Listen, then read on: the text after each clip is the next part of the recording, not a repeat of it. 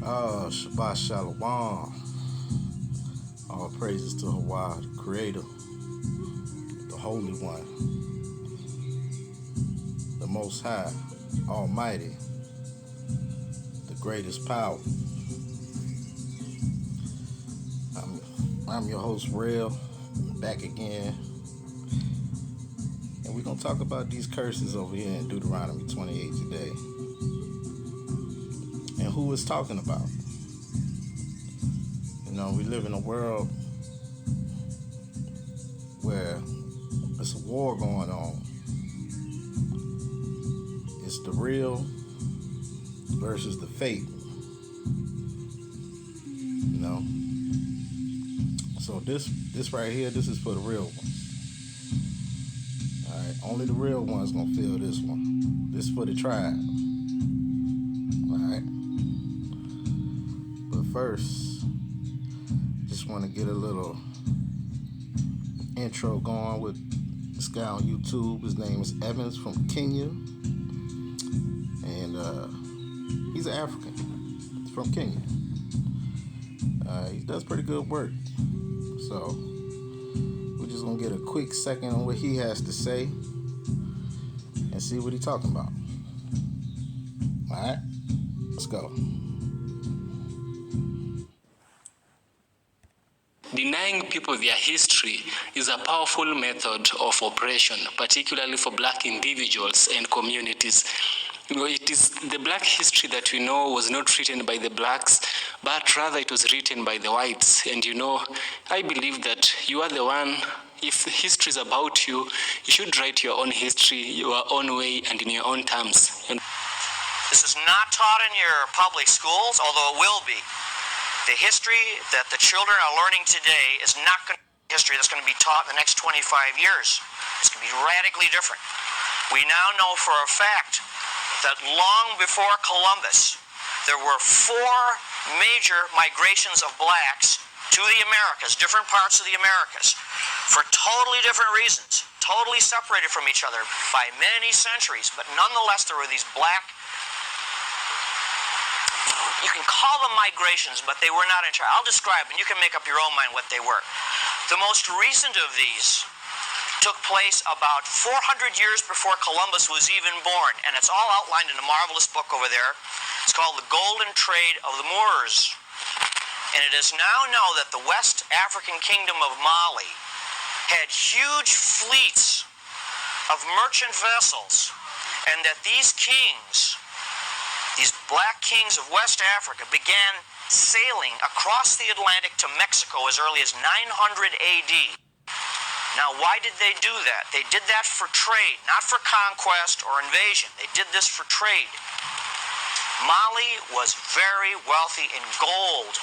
They had lots of minerals. Some of the black kingdoms, they were called the Yoruba or the Benin. They were great workers in bronze. But the trouble with West Africa, and it's still a trouble today, not enough food, famine. Somehow, the black kings of Mali had preserved this tradition of long before, where there was this kingdom across the sea, a totally different one. It was very hard to reach. You needed to have excellent ships and good sailors, and nobody in Europe was doing it at this time. But if you cross that sea, this other kingdom across the Atlantic was very rich in a certain kind of food, which the people over there called maize. We now call corn. And these West African kings launched at least 2 major fleets, trading ventures, that went across the Atlantic 900 AD to about 1600 AD. And they brought over their bronze work, and they taught the Mexican people, the ancient Mexican people, who were then known as the Mayas. The Mayas had built up a great kingdom of their own, but in 900 AD they were in decline. They were really on the outs. Nobody knows exactly why, but their society was in decline. They were losing all of their technology. Then these black fleets came across from West Africa, from Mali, and they presented a lot of gold work, bronze work, and in return, they came back with shiploads of corn, maize. Now, we know for sure that this actually happened because very recently, you'll see in the next issue of our magazine, not this issue, the next issue is coming out in about 2 weeks. This is part of the discoveries are happening so fast and furious, it's hard to keep track. They now have found that a certain type of maize or corn which is growing in West Africa, has been growing there for many centuries, is not native to West Africa. It is a type of corn which comes from Mexico, could have only been brought over by these Mali seafarers over 1,000 years ago. So this is a first concrete proof that they beat Columbus by centuries, and were not just on a voyage of exploration. They were going back and forth, bringing corn back. Now, why do we know about that? Well, this trade stopped abruptly 1600 AD. 1600 AD, the Spanish, the Portuguese run a real aggressive colonizing campaign, and they took over Africa, and they destroyed a lot of these kingdoms. And with the destruction of these kingdoms went all the knowledge and all the history of these past trades. This is a tremendous lesson for us because, we're so proud of our American civilization. We think it'll go on forever. But when a civilization falls, history tells us it takes almost all memory of it with it. Civilization is really very fragile. And that's why these lessons from the past are very, very important. If we want to preserve our civilization, we have to learn what happened to these others that crashed. So we know for sure between 900 and 1600 AD, long before Columbus was even born, as I say, these blacks were trading, these black kingdoms were trading with Mexico. Now, good morning, good afternoon, and good evening. It's actually in the evening.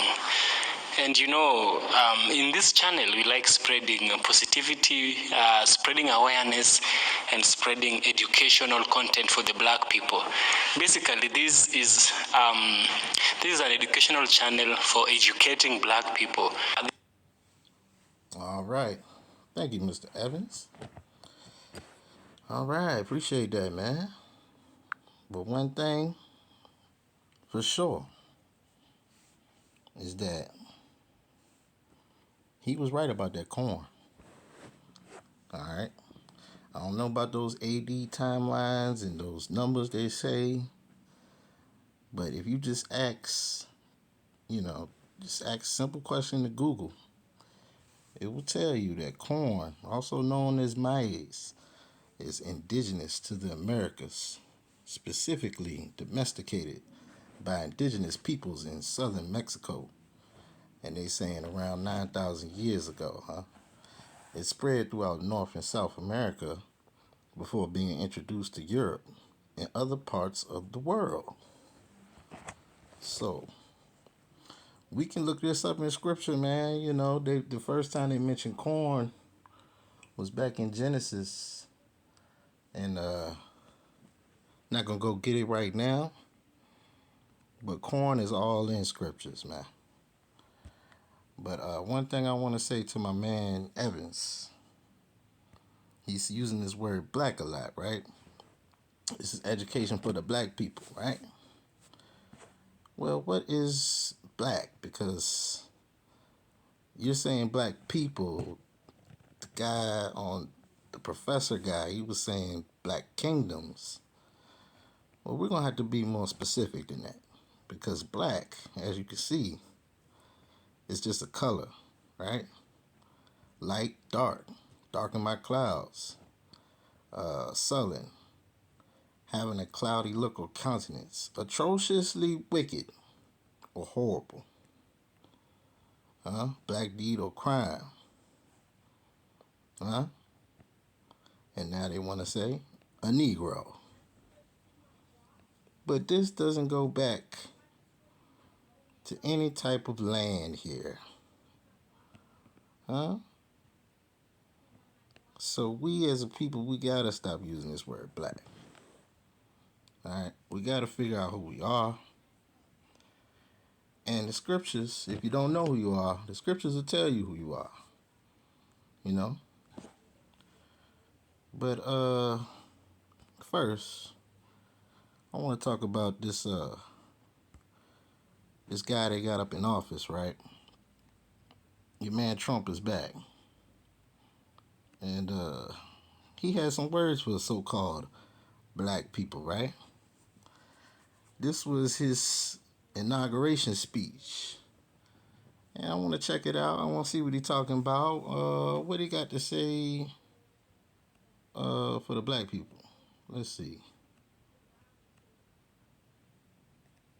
Communities, I want to thank African Americans, Hispanic Americans, Asian Americans, urban, suburban, rural, and very importantly, we had a powerful win in all 7 swing states, and the popular vote, we won by millions of people.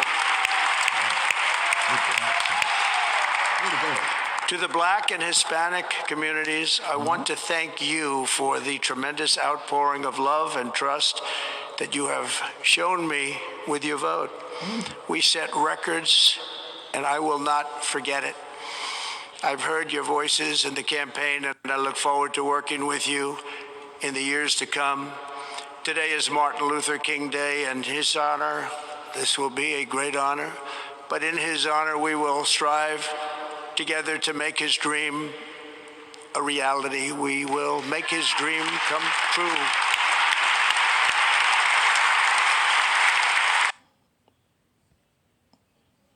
Okay. So he's going to make Martin Luther King's dream come true. Huh? That's what he said? Well, what was Martin Luther King's dream? Martin Luther King Jr.'s dream, as expressed in his famous I Have a Dream speech, was for a future where people would be judged by their character rather than the color of their skin. Okay. And for a nation where all individuals, regardless of race, could live together in harmony and equality. He envisioned a society free from racism and discrimination, where freedom and justice would prevail for all. At first glance, it sounds good, man. You know, you grew up in public schooling, man. They made sure you knew this. You know, Black History Month, we was on this. And as a kid, you know, I thought it was a good thing, right? But then, as I got older, I found out that Martin Luther King kind of regretted this. You know, he had a famous quote talking about the burning house, right? So, Martin Luther King Jr.'s burning house quote reflects his concern that while integration was a goal, it might lead to entering a society that lacks moral vision and fails to address the needs of the poor and disenfranchised. He expressed fear that integrating into such a society could perpetuate injustice rather than resolve it. So, is this the reason why they took him out? Because he went against what they're trying to do? Because, you know, Martin Luther King, he was just, he did some good things. I'm not going to take nothing away from Martin Luther King. But this integration was definitely not a good look. And Trump, if you're trying to keep his dream, let's go back.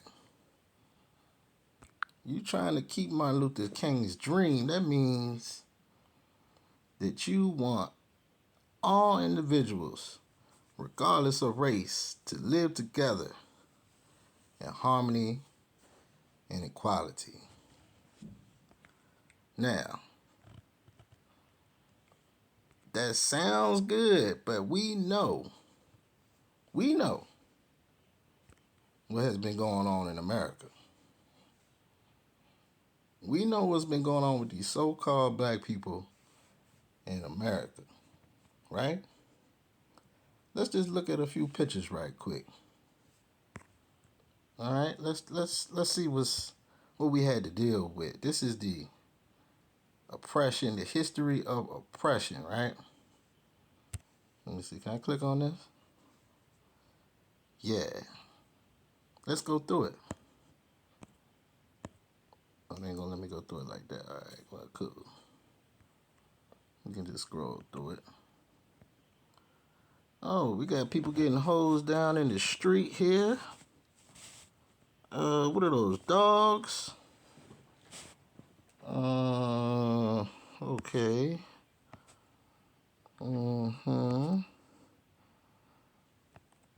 Let's see. Huh, they got guns pointed at them over there. For colored only. Oh, here we go. So,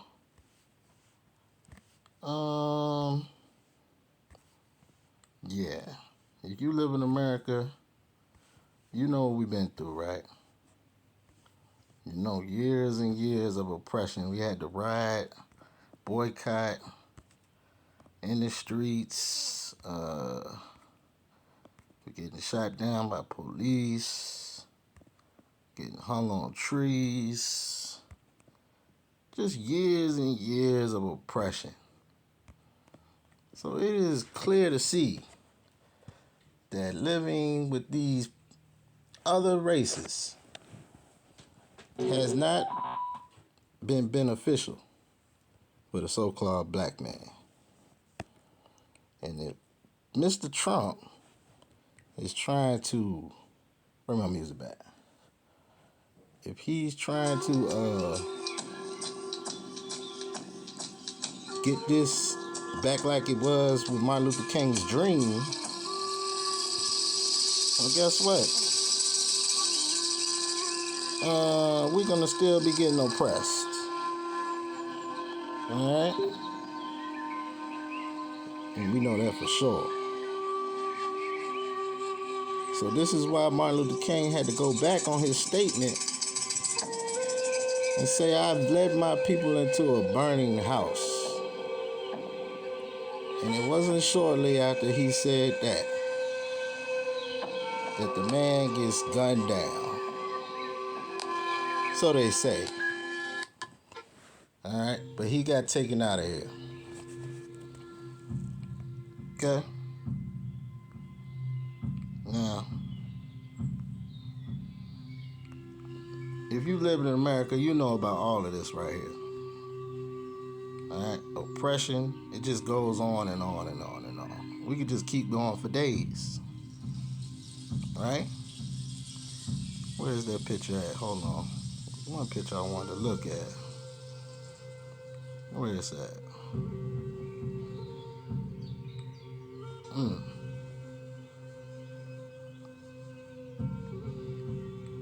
The one picture had the whites only on there. Oh yeah. This park was given for white people only. Mexicans and Negroes stay out. Right? So, why so much oppression, right? Well, now we're going to have to go to Deuteronomy 28 and see if this applies to us. Because we as a people have been through a lot, right? Now let's read this. And then I got a book we're going to read. And we're going to see if we can match up some of these curses. Matter of fact, all these curses. Because this right here will let you know who the true Israelites, the real ones, who they are. Alright? Deuteronomy 28, verse 1. And it shall come to pass, you shall hearken diligently unto the voice of HAWAH, to guard and to do all his commandments, which I command you this day, that HAWAH will set you on high above all nations of the earth. And all these blessings shall come on you and overtake you, if If you shall hearken unto the voice of HAWAH, blessed shall you be in the city, and blessed shall you be in the field. Blessed shall be the fruit of your body, and the fruit of your ground, and the fruit of your cattle, the increase of your kind, and the flocks of your sheep. Blessed shall be your basket and your store. Blessed shall you be when you come in, and blessed shall you be when you go out. HAWAH shall cause your enemies that rise up against you to be smitten before your face. They shall come out against you one way and flee before you 7 ways. HAWAH shall command the blessing upon you in your storehouses and in all that you set your hand unto. And he shall bless you in the land which HAWAH gives you. HAWAH shall establish you a holy people unto himself, as he has sworn 7 oaths unto you.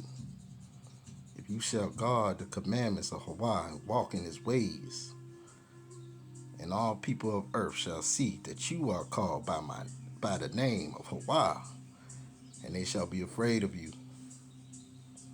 And HAWAH shall make you plenteous in goods, in the fruit of your body, in the fruit of your cattle, in the fruit of your ground, in the land which HAWAH swore 7 oaths unto your fathers to give you.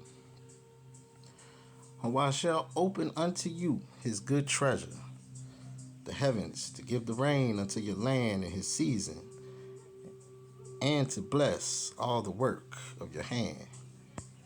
And you shall lend unto many nations, and you shall not borrow. And HAWAH shall make you the head and not the tail. And you shall be above only, and you shall not be beneath. If that you hearken unto the commandments of HAWAH, which I command you this day to guard and to do them, and you shall not go aside from any of the words which I command you this day, to the right hand or to the left, to go after other Elohim, gods, powers, to serve them.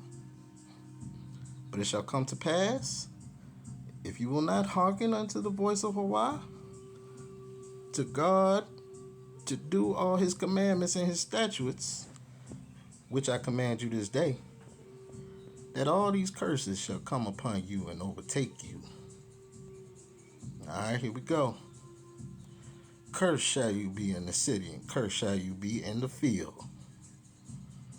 Cursed shall be your basket and your store.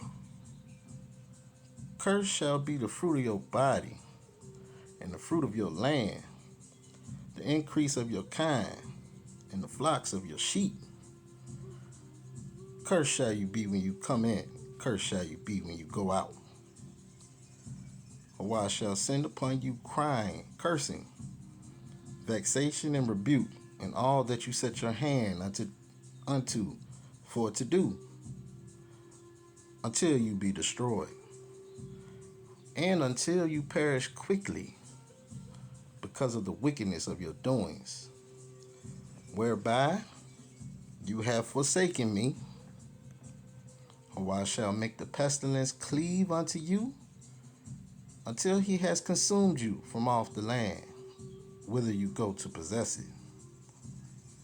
HAWAH shall smite you with a consumption, and with a fever, and with the inflammation, and with an extreme burning, and with the sword, and with the blasting, and with mildew. And they shall pursue you until you perish. And your heaven that is over your head shall be brass, and the earth that is under you shall be iron. HAWAH shall make the rain of your land powder and dust. From heaven shall it come down upon you until you be destroyed. HAWAH shall cause you to be smitten before your enemies. You shall go out one way against them and flee 7 ways before them, and shall be removed into all kingdoms of the earth. And your carcass shall be meat unto all the fowls of the air, and unto the beasts of the earth, and no man shall fray them away. For I will smite you with the botch of Mitzrayim, and with the tumors, with the scab, with the itch, whereof you cannot be healed. For I shall smite you with madness and blindness and astonishment of heart. And you shall grope at noonday as the blind gropes in darkness, and you shall not prosper in your ways, and you shall be only oppressed and spoiled evermore, and no man shall save you. You shall betroth a woman, and another man shall lie with her. You shall build a house, and you shall not dwell therein. You shall plant a vineyard, and shall not gather the grapes thereof. Your ox shall be slain before your eyes, and you shall not eat thereof. Your donkey shall be violently taken away from before your face, and shall not be restored to you. Your sheep shall be given unto your enemies, and you shall have none to rescue them. Your sons and your daughters shall be given unto another people, and your eyes shall look and fail with longing for them all the day long, and there shall be no might in your hand. The fruit of your land and all your labors shall a nation which you know not eat up, which a nation that you shall know not eat up. And you shall be only oppressed and crushed always, so that you shall be mad for the sight of your eyes which you shall see. HAWAH shall smite you in the knees and in the legs with a sore botch that cannot be healed from the sole of your foot unto the top of your head. HAWAH shall bring you and your king which you shall set over you unto a nation which neither you nor your fathers have known.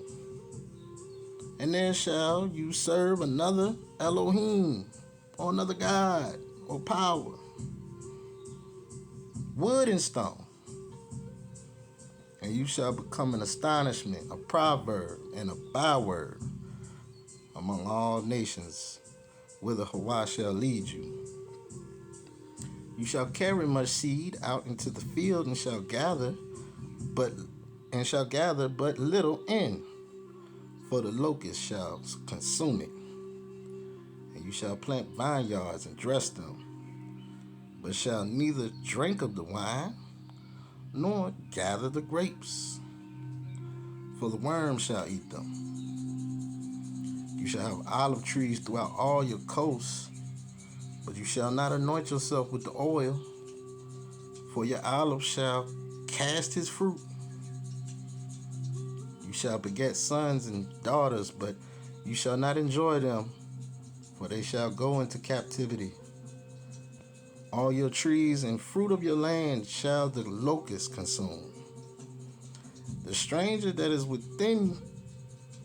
within you shall get up above you very high, and you shall come down very low.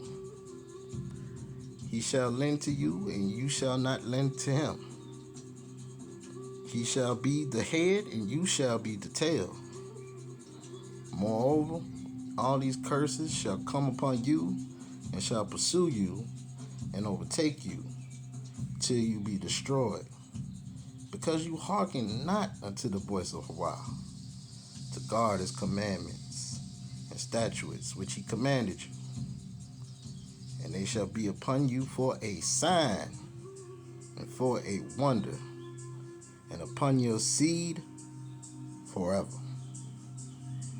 Because you serve not HAWAH with joyfulness and with gladness of heart, for the abundance of all things. Therefore shall you serve your enemies, which HAWAH shall send against you, in hunger and thirst, and in nakedness, and in want of all things. And he shall put a yoke of iron upon your neck until he has destroyed you. HAWAH shall bring a nation against you from far, from the end of the earth, as swift as the eagle flies. A nation whose tongue you shall not understand. A nation of fierce countenance, which shall not regard the person of the old, nor show favor to the young. And he shall eat the fruit of your cattle and the fruit of your land, until you be destroyed, which also shall not leave you either grain, wine, or oil, or the increase of your kind, or flocks of your sheep, until he have destroyed you. And he shall besiege you in all your gates, until your high and fenced walls come down, wherein you trusted, throughout all your land. And he shall besiege you in all your gates, throughout all your land, which HAWAH has given you. And you shall eat the fruit of your own body, the flesh of your sons and of your daughters, which HAWAH has given you, in the siege and in the straitness, wherewith your enemies shall distress you, so that the man that is tender among you and very delicate, his eye shall be evil toward his brother, and toward the woman of his bosom, and toward the remnant of his children, which he shall lead, so that he will not give to any of them of the flesh of his children whom he shall eat, because he has nothing left him in the siege and in the straitness, wherewith your enemies shall distress you in all your gates. The tender and delicate woman among you, which would not adventure to set the sole of her foot upon the ground for delicateness and tenderness, her eye shall be evil toward the man of her bosom, and toward her son, and toward her daughter, and toward her young one that comes out from between her feet, toward her children which she shall bear. For she shall eat them, for one of all things secretly in the siege and straitness, wherewith your enemy shall distress you in your gates. If you will not guard to do all the words of this Torah that are written in this Sefer, that you may fear this glorious and fearful name, HAWAH, then HAWAH will make your plagues wonderful, and the plagues of your seed, even great plagues, and of long continuance, and sore sicknesses, and of long continuance. Moreover, he will bring upon you all the diseases of Mitzrayim, which you were afraid of, and they shall cleave unto you. Also, every sickness and every plague which is not written in this Sefer of this Torah, them will HAWAH bring upon you until you be destroyed. So sicknesses is not even in here. Gonna bring it on you. And ye shall be left few in number, whereas ye were as the stars of heaven for multitude, because you would not obey the voice of HAWAH. And it shall come to pass that as HAWAH rejoiced over you to do you good, and to multiply you, so HAWAH will rejoice over you to destroy you, and to bring you to naught. And ye shall be plucked from off the land whither you go to possess it. And HAWAH shall scatter you among all the people, from the one end of the earth even unto the other. And there you shall serve other Elohim, which neither you nor your fathers have known, even wood and stone. And among these nations shall you find no ease, neither shall the sole of your foot have rest. But HAWAH shall give you there a trembling heart, and failing of eyes, and sorrow of mind. And your life shall hang in doubt before you, and you shall fear day and night, and shall have no assurance of your life. In the morning you shall say, Would to HAWAH, it was evening. And at evening you shall say, would to HAWAH, it were morning. For the fear of your heart, wherewith you shall fear, and for the sight of your eyes, which you shall see. And HAWAH shall bring you into Mitzrayim, or bondage. Let's see what they got for Mitzrayim on here. Yeah, they saying Egypt. Shall bring you into Mitzrayim again with ships, by the way whereof I spoke unto you, and you shall see it no more again. And there ye shall be sold unto your enemies for bondmen and bondwomen, and no man shall buy you. Alright? Now, I hope that's pretty self-explanatory right there. Alright? But this is a sign to identify who the Israelites are. Right? Nobody else on this plane of earth had to deal with these curses. Alright? Because we forsook the Most High. Started worshiping other gods, other powers, right? Now, all my stuff wanna go blank now. Okay. Let's see if it come up.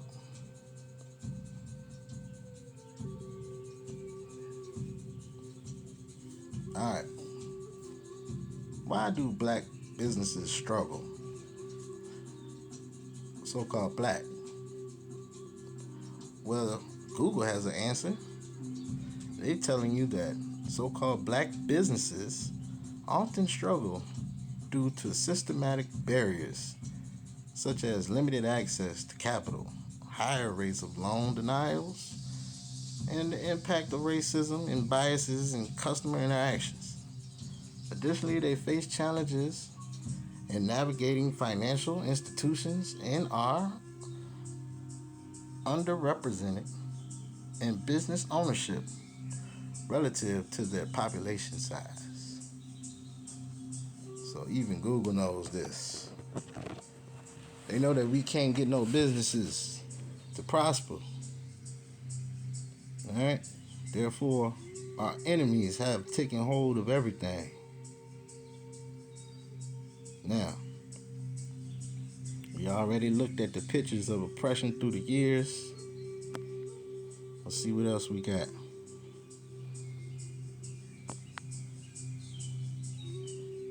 Alright? Black Indians, they say, right? Because that professor, he was saying that these people was here trading with the Africans, right? And I believe so. You know, there's a lot of trading going on between the tribes over here and tribes over there before Columbus even got here. Alright, now they got in Wikipedia, black Indians in the United States, right? Are Native American people defined as Native Americans due to being affiliated with Native American communities and being culturally Native American, who also have significant African American heritage. So even here, they're still calling you African. You can't just be Native. Alright? You have significant African American heritage, they say. Now, historically, certain Native American tribes have had close relations with African Americans. So now they're separating you and calling you African American, and you're not Native American. You have relations with the Native Americans, they say.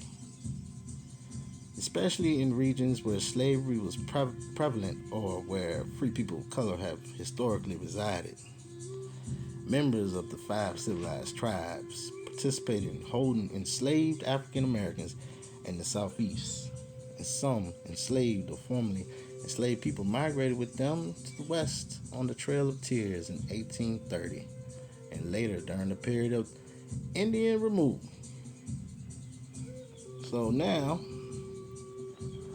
you got what's recognized as the 5 civilized tribes, right? Well, these are your, what they call them? Backstabbers? These are the ones that sold out. Alright? Made treaties. Now, we're going to get deeper into this. Okay? But let's see what happened to the so-called black man. Alright? Because I live in Virginia, right? I know about this, man. I see stuff everywhere you go, man. They just want to remind you everywhere you go, alright, that they took your stuff. When you go downtown and you go to look at some of these statues and stuff they got down there, it gets ugly, man. But anyway, this is what happened, right? In 1924, the Virginia General Assembly enacted the Racial Integrity Act. The act reinforced racial segregation by prohibiting interracial marriage and classifying as white as a person who has no trace whatsoever of any blood other than Caucasian. The act, an outgrowth of eugenicist and scientific racist propaganda, was pushed by Mr. Walter Plecker, a white supremacist and eugenist who held the post of Register of the Virginia Bureau of Vital Statistics. Alright, so this Racial Integrity Act required that all birth certificates and marriage certificates in Virginia to include the person's race as either white or colored. The act classified all non-whites, including Native Americans, as colored. See that? So before 1924, you could still be classified as a Native American. But when they put this act into play, right, Mr. Walter Plecker, right? He was working with Marcus Garvey. And they was trying to send you back, so-called back to Africa, right? Marcus Garvey. Marcus Garvey never even went to Africa. But he trying to send you over there. Alright, but the people was not going for it. And that didn't happen. But they put this in order right here. So now, you're not called a Native American no more. You are referred to as colored. And we can see right here, part of that byword prophecy of the curses. Alright, they're changing your status from Native American to colored. And this is why today you can't, unless you're a part of those 5 civilized tribes affiliated, you can't just claim that Native American. Alright? So we see what's going on, right? We see what it is. Now, let's get some more.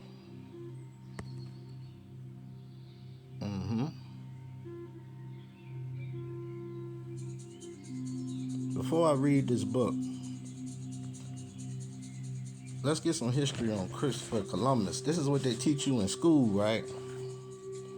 Who is this guy? Christopher Columbus, they say. I'm going to just skim through it because everybody has seen this. Everybody knows this. Alright, Columbus arrived in 1492. Okay. Alright, he explored the area and brought back more Europeans with him on later trips. We're gonna skim through it a little bit. He began an unstoppable wave of European settlements in the Americas. This settlement brought European culture to the Western Hemisphere. It also brought great hardship to the Native Americans there. Alright. They suffered from diseases brought by the Europeans. Oh, that sounds like one of those curses we just read, right? They came over and brought disease, just like those curses we just read, right? They were also enslaved and forced to mine gold for Europeans. Alright, they don't mind telling you that in school, okay? Alright. Colombo, he was born in Italy, they say. Alright, he sailed across the Atlantic Ocean. He was working for King Ferdinand and Queen Isabella. And that's who gave him permission. So on August 3rd, he set for sail. And October 12th, he reached the Bahamas, an island group east of Florida. He reached Cuba on October 29th. And on December 6th, he reached Hispaniola. He returned to Spain. He took with him parrots, plants, gold, cloth, and several Native Americans. So he's snatching up Native Americans. What? He bringing them back? That also sounds like part of the curses, doesn't it? Now, this is what they'll teach you in your school, right? On Columbus. They're going to keep it short and sweet. But we about to find out what really happened. Alright? We about to dig into it a little bit. Okay. Now, first, before I get there, let's look at these words, the word plays, right? Alright? So he's calling you black, which means atrociously wicked, by the way. Do you want to call yourself atrociously wicked? Horrible? Do you want to put that curse upon yourself? Huh? Because at one point you were a native, right? Until you got changed to colored. But at one point you were produced by nature, original, born with being natural. And guess what? Conferred. Right, okay. Native soul.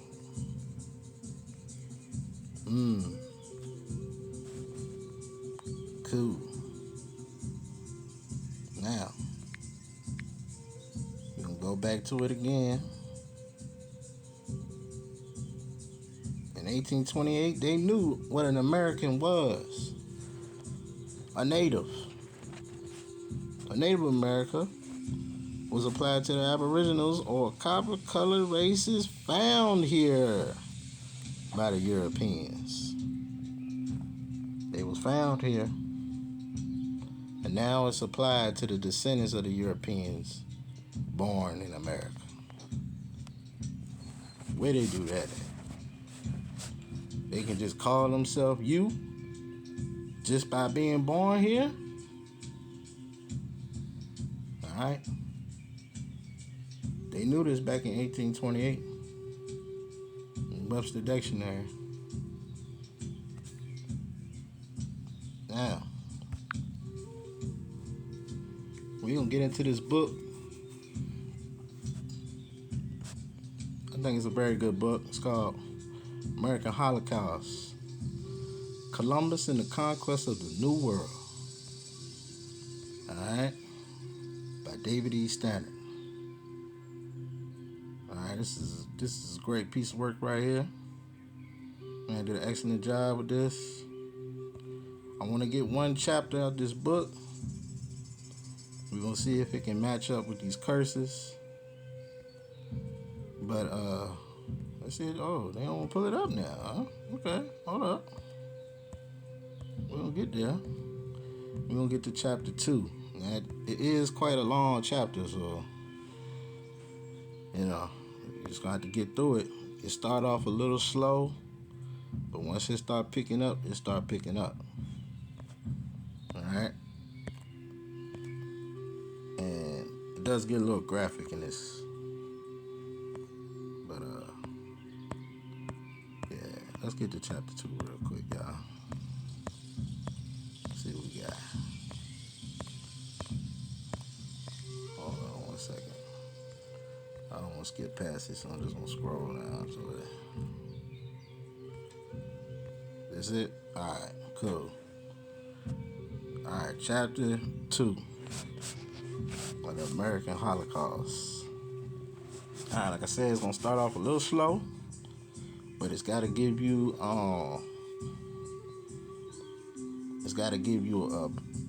set up the scene of what's going on. Alright? So it reads, combined North America and South America cover an area of 16 million square miles, more than a quarter of the land surface of the globe, so-called globe. To its first human inhabitants, tens of thousands of years ago, this enormous domain they had discovered was literally a world unto itself, a world of miles-high mountains and vast fertile prairies, of desert shrublands and dense tropical rain, forests of frigid Arctic tundra. Wait a minute, hold up. Oh no, I'm on the wrong chapter. Okay, I knew something. Yeah, I knew that didn't sound right. I just read this. All right, hold on. We gotta go to chapter 3, y'all. I'm sorry about that. We can skip right past that. Definitely check this book out, though. If you haven't read this book, this is good. All right, we gotta get to chapter 3, though. We're gonna start getting juicier. Hold on one second, y'all.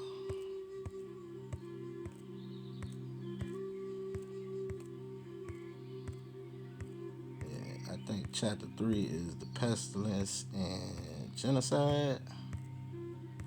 So we definitely need to get that. Hold up, y'all.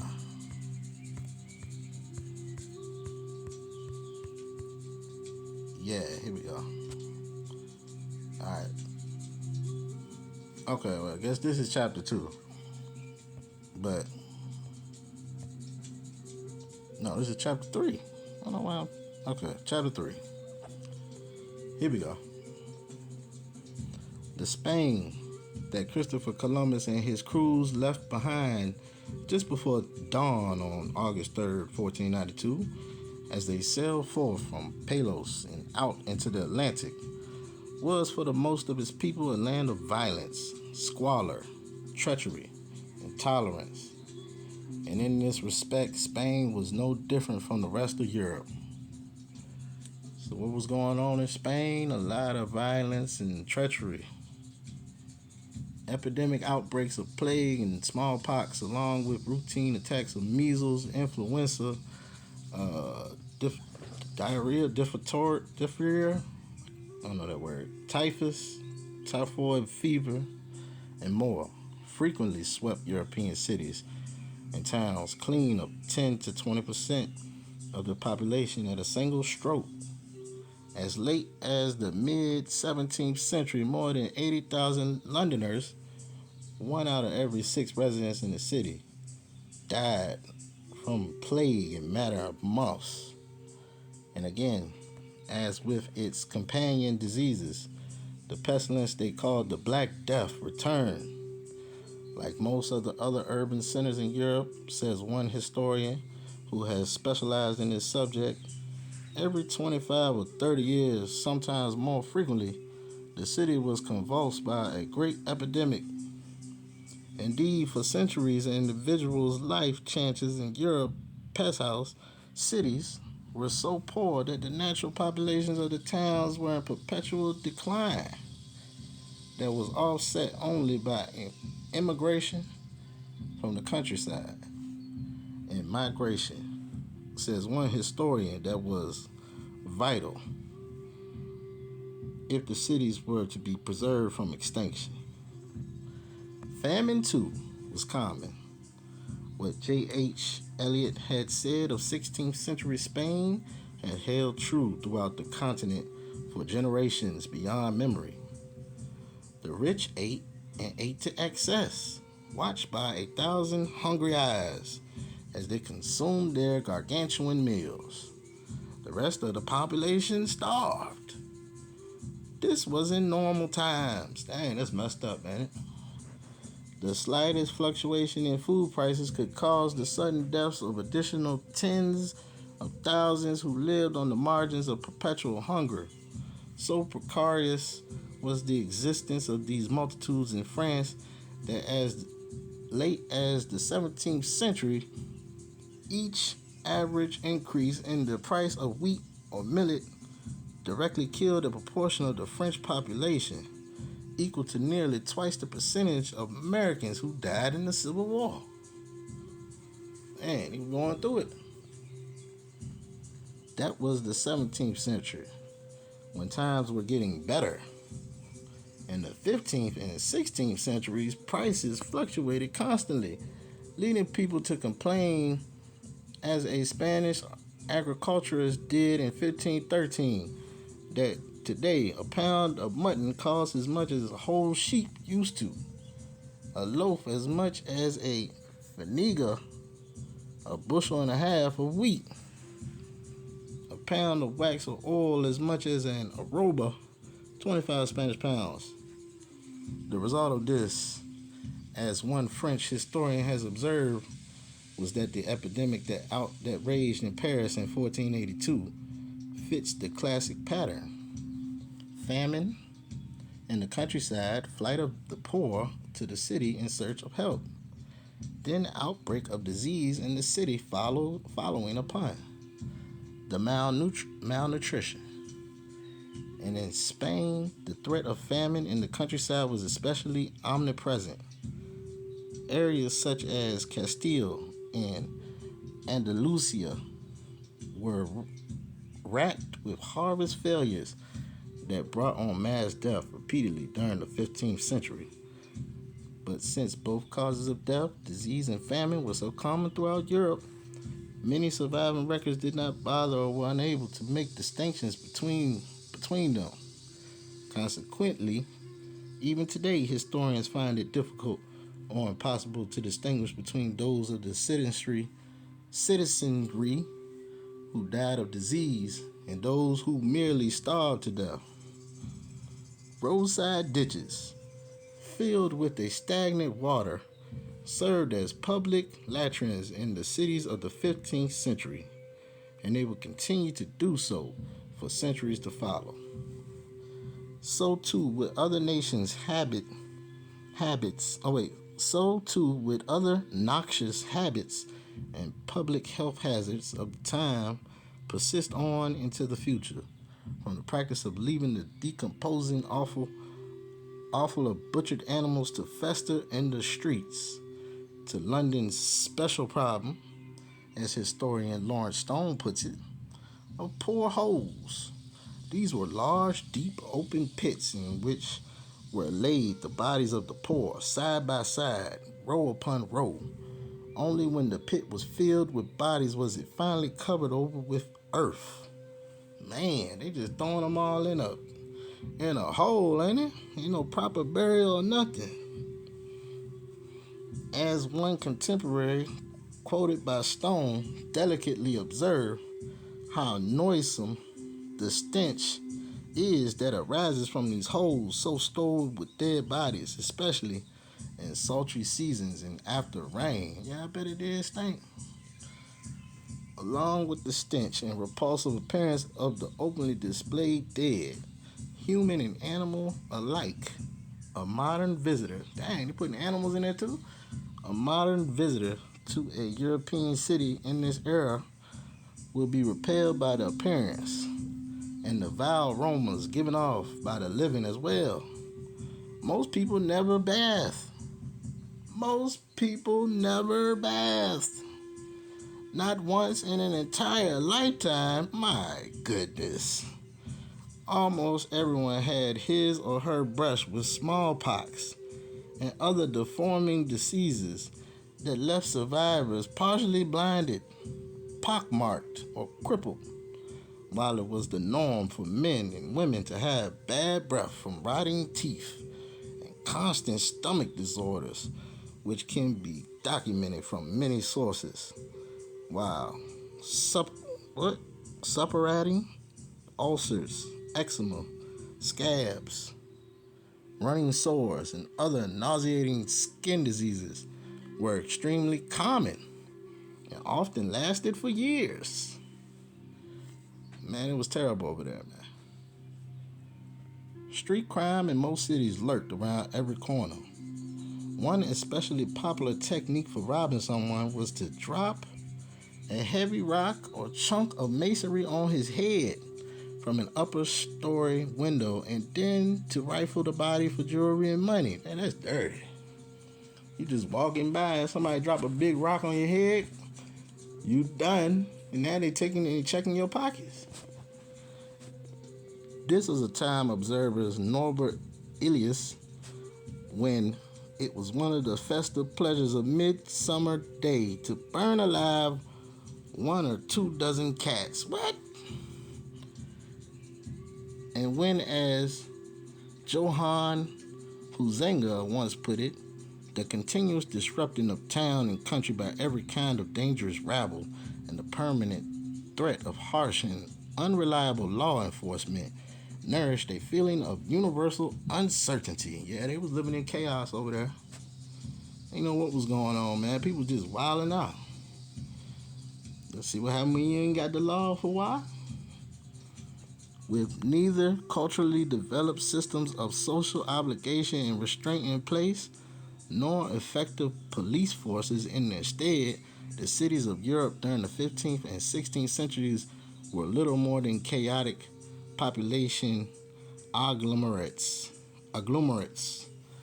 with entire sections serving as the residential turf of thieves and brigands, and where the wealthy were forced to hire torch-bearing bodyguards to accompany them out at night in times of famine. Cities and towns became the setting for food riots, and the largest riot of all, of course, though the word hardly does it justice, was the Peasants' War, which broke out in 1524 following a series of local revolts that had been occurring repeatedly since the previous century. The Peasants' War killed over 100,000 people. As for rural life and calmer moments, Jean de la Bruyere's 17th century description of human existence in the French countryside gives an apt summary of what historians for the past several decades have been uncovering in their research on rustic communities in Europe at large during the entire late medieval to early modern epoch. Sullen animals, male and female, scattered over the country, dark, livid, scorched by the sun, attached to the earth, they dig up and turn over with incredible persistence. They have a kind of articulate speech, and when they rise to their feet, they show a human face. What? Indeed, they are men. Hold up. What did I say? What it was? Sullen animals, male and female, scattered over the country, dark, livid, scorched by the sun, attached to the earth, they dig up and turn over with invincible persistence. They had kind of an articulate speech, and when they rise to their feet, they show a human face. Indeed, they are men. Okay. At night, they retire to dens where they live on black bread, water, and roots. Man, what in the world is going on over there, man? Y'all got animals with human faces? To be sure, La Briere was a satirist, and although, in the manner of all caricaturists, his portrait contains key elements of truth, it also is cruel in what it omits. And what it omits is the fact that these wretchedly poor country folk, for all their life-threatening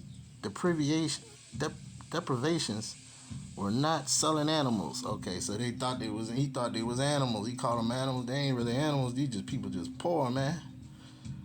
They were in fact people quite capable of experiencing the same feelings of tenderness and love and fear and sadness, however constricted by the limitations of their existence, as did and do all human beings in every corner of the globe, so-called globe. But what Lawrence Stone had said about the typical English village also was likely true throughout Europe at this time.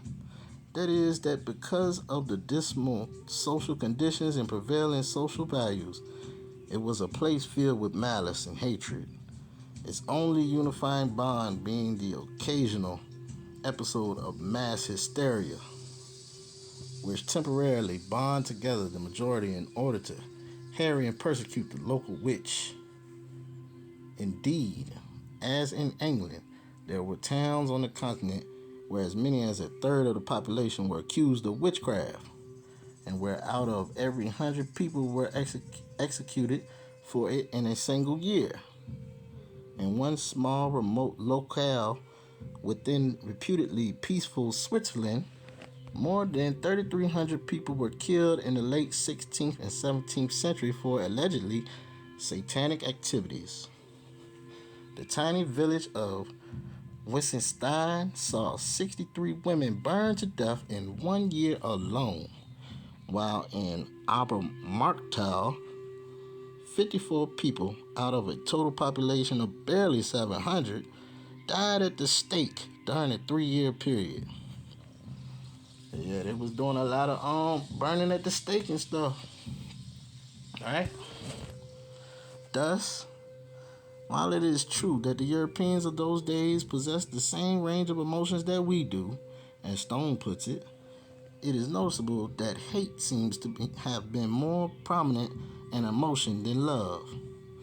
At the time La Briere was writing, which was a good bit later than the time of Columbus, during which time conditions had improved. The French knew every nuance of poverty, says one modern historian. They had a battery of formal terms to describe precise levels of indigence. Alright, now they got some language right here. What language is that? French. At the top were those who at best lived at subsistence level, at worst fell far below, while at the bottom were those described as, I don't know that word, meaning that one had no food or adequate clothing or proper shelter, that one had parted with the few battered cooking pots and blankets which often constituted the main assets of a working class family. Alright, it's gonna get better, y'all. You gotta stick with it. They're gonna get to it. Across the whole of France, between a third and half the population fell under one of these categories of destitution. And in regions such as Brittany, Western Normandy, Poitou, and the Massif, the proportion ascended upwards of 2/3. In rural areas in general, between half and 90% of the population did not have land sufficient for their support, forcing them to migrate out, fall into permanent debt, or die. And France was hardly unique. In Genoa, writes historian Fernand Braudel, the homeless poor sold themselves as galley slaves, every one of them. They were fortunate to have that option. In more northern climes, during winter months, the indignant simply froze to death. Dang. The summer, on the other hand, was when the plague made its cyclical visitations. Dang. That is why, in summer months, the wealthy left the cities to the poor, as Bradell points out elsewhere. Rome, along with other towns, was a graveyard of fever during times of warmer weather. Throughout Europe, about half the children born during this time died before reaching the age of 10. Oh my goodness. Half? About half the children born during this time died before reaching the age of 10. What's going on over there? Among the poor classes, and in Spain particularly, which had an infant mortality rate almost 40% higher even than England's, things were much worse. How much worse can it get?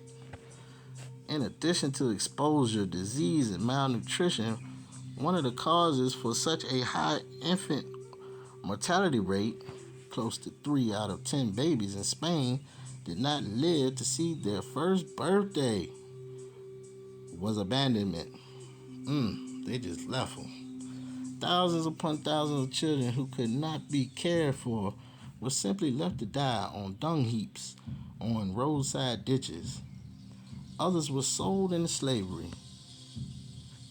East European children, particularly Romanians, and they said slavery, right? Because we know who the original slaves were, right? You know where the word slave come from, don't you? Slavic, right? Who's the Slavic people? Alright? Now look it up if you don't know. Might do a video on that soon. But let's keep going. East European children, particularly Romanians, seem to have been favorites of the 14th and 15th century slave trade. Although many thousands of adults were enslaved as well, child slaves, however, were as expensive as adults for reasons best left to the imagination, as is indicated by a 14th century letter from a man involved in the business. We are informed about the little slave girl you say you personally need, he wrote to his prospective client, and about her features and age and for what you want her. Whenever ships come from Romania, they should carry some slave girls. But keep in mind that little slave girls are as expensive as grown ones, and there will be none that does not cost 50 to 60 florins if we want one of any value. Those purchasing female slaves of childbearing age sometimes were particularly lucky and received a free bonus of a baby on the way. Man, what in the world? As historian John Boswell has reported, 10 to 20% of the female slaves sold in Seville in the 15th century were pregnant or breastfeeding, and their infants were usually included with them at no extra cost. So they sold them while they was pregnant, and they had infants. They didn't care. They was just selling them, and that's just a package deal. The wealthy had their problems too. They hungered after gold and silver. The Crusades, begun 4 centuries earlier, had increased the appetites of affluent Europeans for exotic foreign luxuries. Alright? For silks and spices, fine cotton, drugs, perfumes, and jewelry, material pleasures that require pay and bullion. Thus, gold had become for Europeans, in the words of one Venetian commentator of the time, the sinews of all government, its mind, soul, its essence, and its very life. The supply of precious metal by the way of Middle East and Africa had always been uncertain. Now, however, the wars in Eastern Europe had nearly emptied the continent's coffers. A new supply, a more regular supply, and preferably a cheaper supply was needed. Violence, of course, was everywhere, as alluded to above, but occasionally it took on an especially perverse character. In addition to hunting down and burning of witches, which was an everyday affair in most locales in Milan in 1476, a man was torn to pieces by an enraged mob, and his dismembered limbs were then eaten by his tormentors. Oh my goodness. So they offed them, and then they ate them. In Paris and Lyon, Huguenots were killed and butchered. Yeah, man. And shout out to Curry Mayo, man. And he told us about them Huguenots, man. They were not the original Huguenots. Were people of so-called color, man. These Europeans that they talking about, a lot of them are people of so-called color, man. You know? Well, let's continue.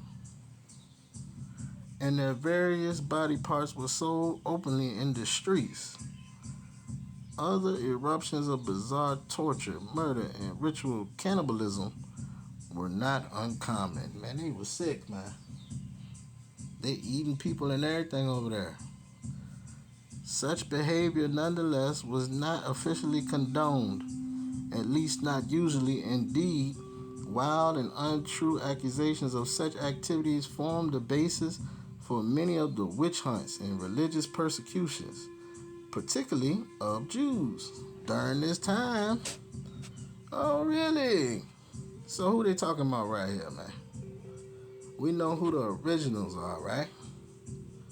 All right, not the ones today.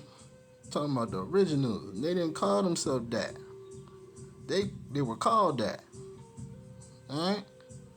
And this is where the mixery comes in. They stealing the names and stuff. So, you know, we could be talking about originals here. In precisely those years when Columbus was trekking around Europe in search of support for his maritime adventures, the Inquisition was raging in Spain. Here and elsewhere in Europe, those out of favor with the powerful, particularly those who were believed to be unchristian, see, they're not Christian, unchristian, were tortured. What they do to them? They tortured and killed in the most ingenious of fashions. On gallows, at the stake, on the rack, while others were crushed, beheaded, flayed alive, or drawn and quartered. Man, look at here. We still got a place over here in Virginia called Skin Quarter, man. We got a place called Lynchburg, man. They constantly, you know, they don't even want to change names on stuff. You know? But yeah. On the very day that Columbus finally set forth on his journey that would shake the world, the port of the city he sailed from was filled with ships that were deporting Jews from Spain. So they taking them from Spain, huh? By the time the expulsion was complete, between 120,000 and 150,000 Jews had been driven from their homes, their valuables often meager, having first been confiscated and then were cast out to sea, as one contemporary describes the scene. You see what's going on, right? They taking them from Spain.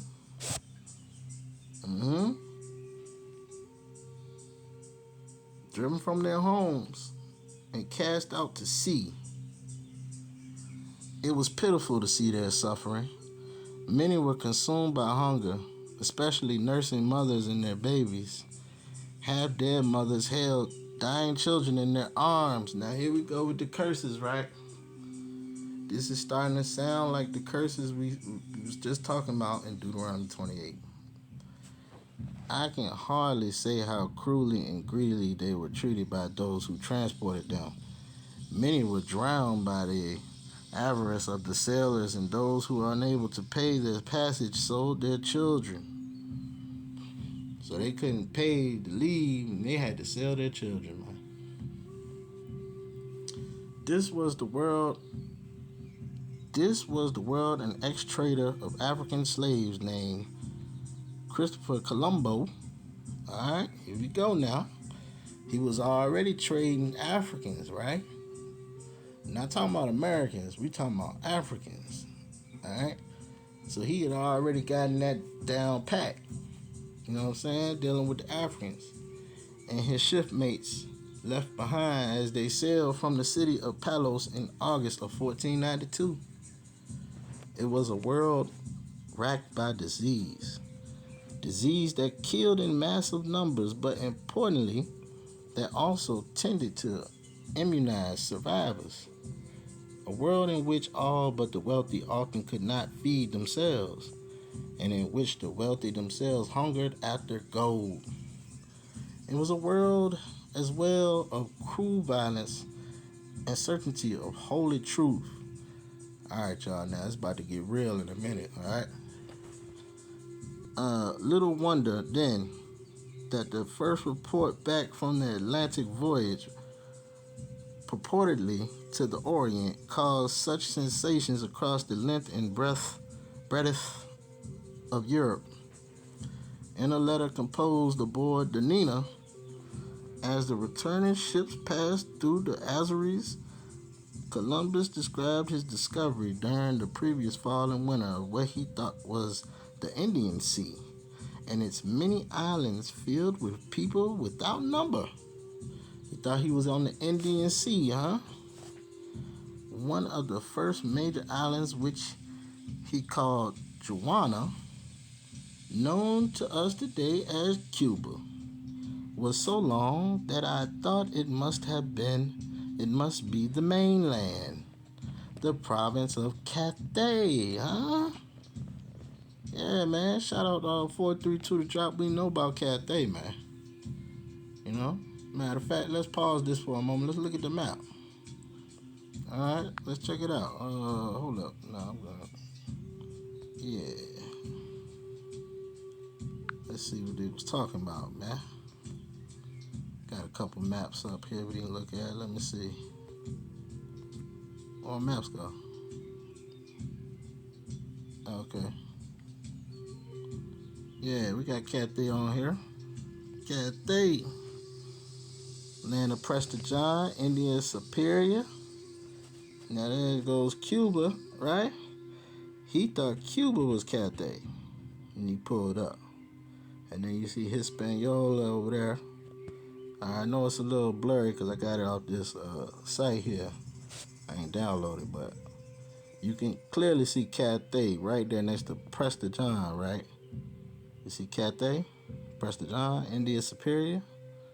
Alright, and this is definitely the Americas. We see the so-called Gulf of Mexico right here, Florida right there. We see it's connected America, right? Alright, now they got us on this side. And they got Asia Minor over here on this side. So, is the maps today, are they wrong? Yeah, probably. Yeah, probably. Now, I got another map, right? Let's see. Now, this map, they cut it up. Right? Because look at America.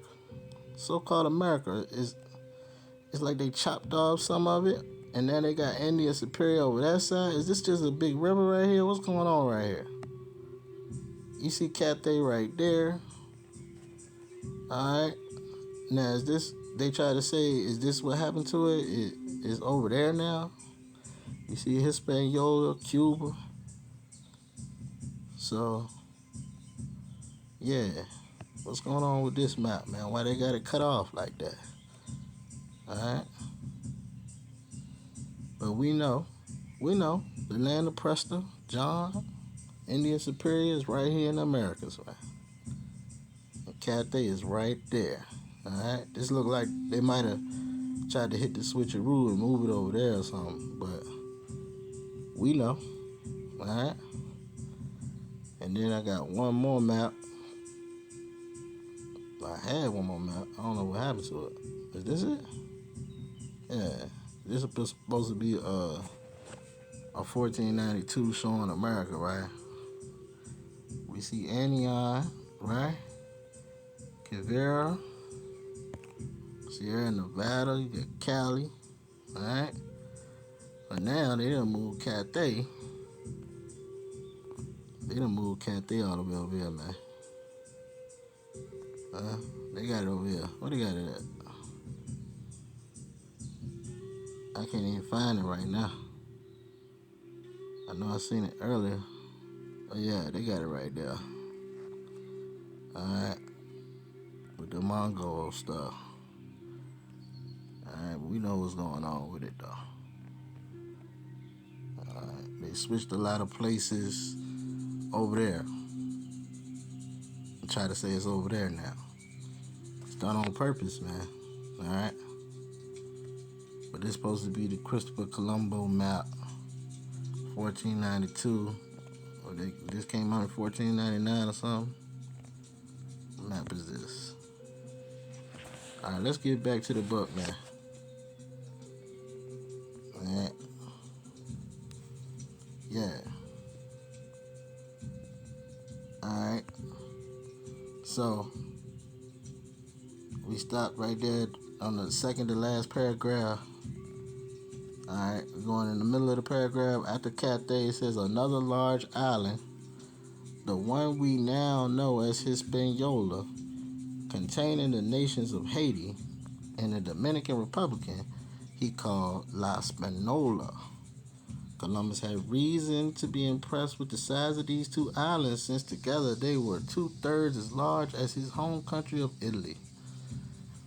The admiral continued his description of the wonders he had seen in a passage that must be quoted at length.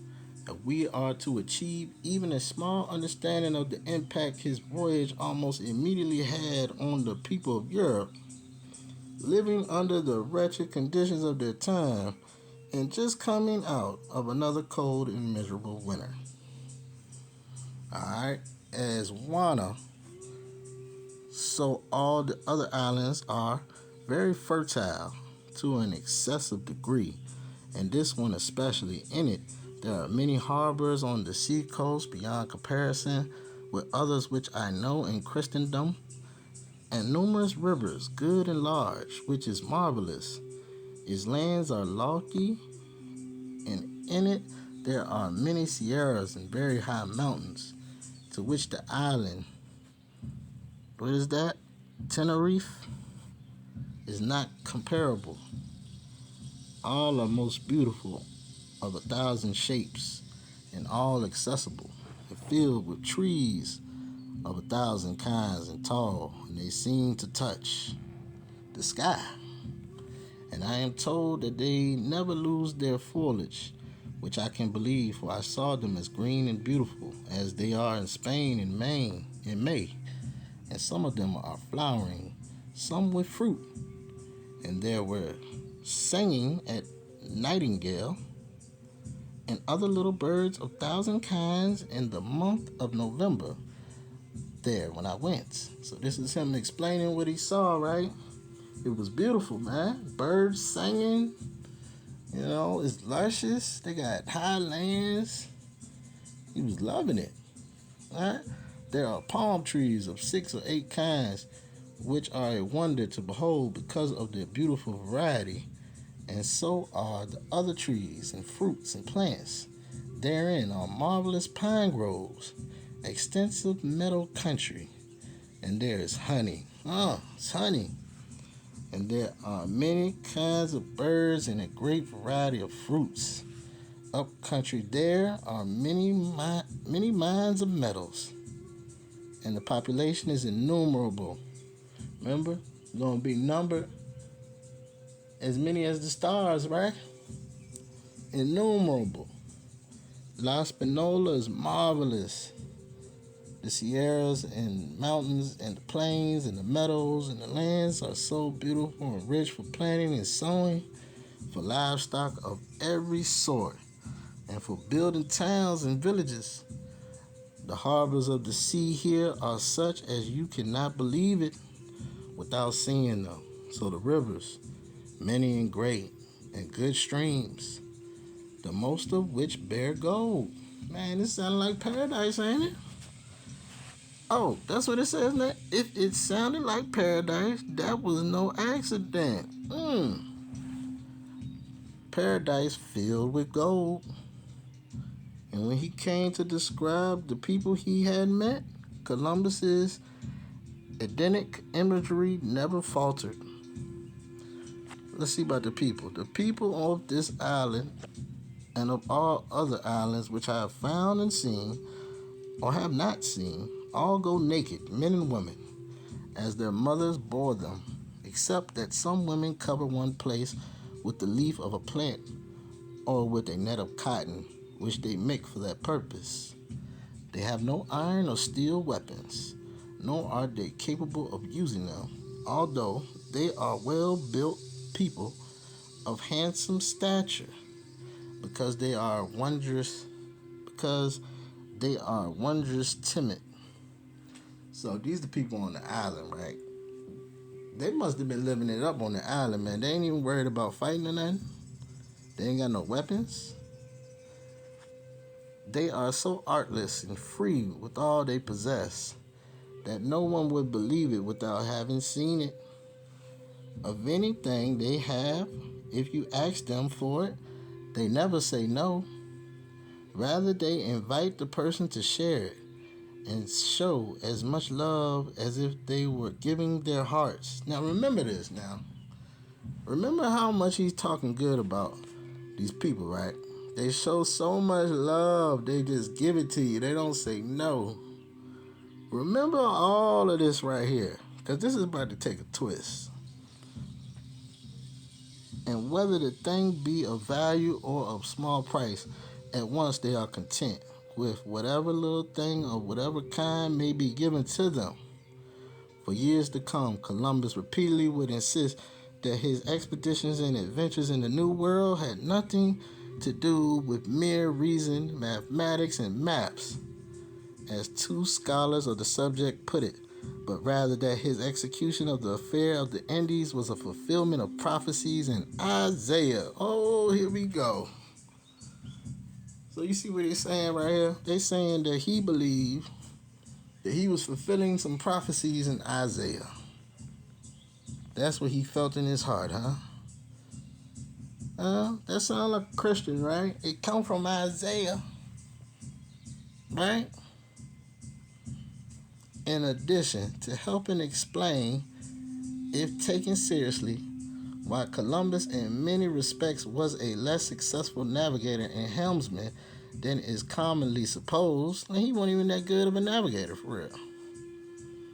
Alright, once into the Caribbean, he rarely seemed to know where he was and routinely lost ships that were under his command. What is this dude on, man? He can't even keep the ships that he got.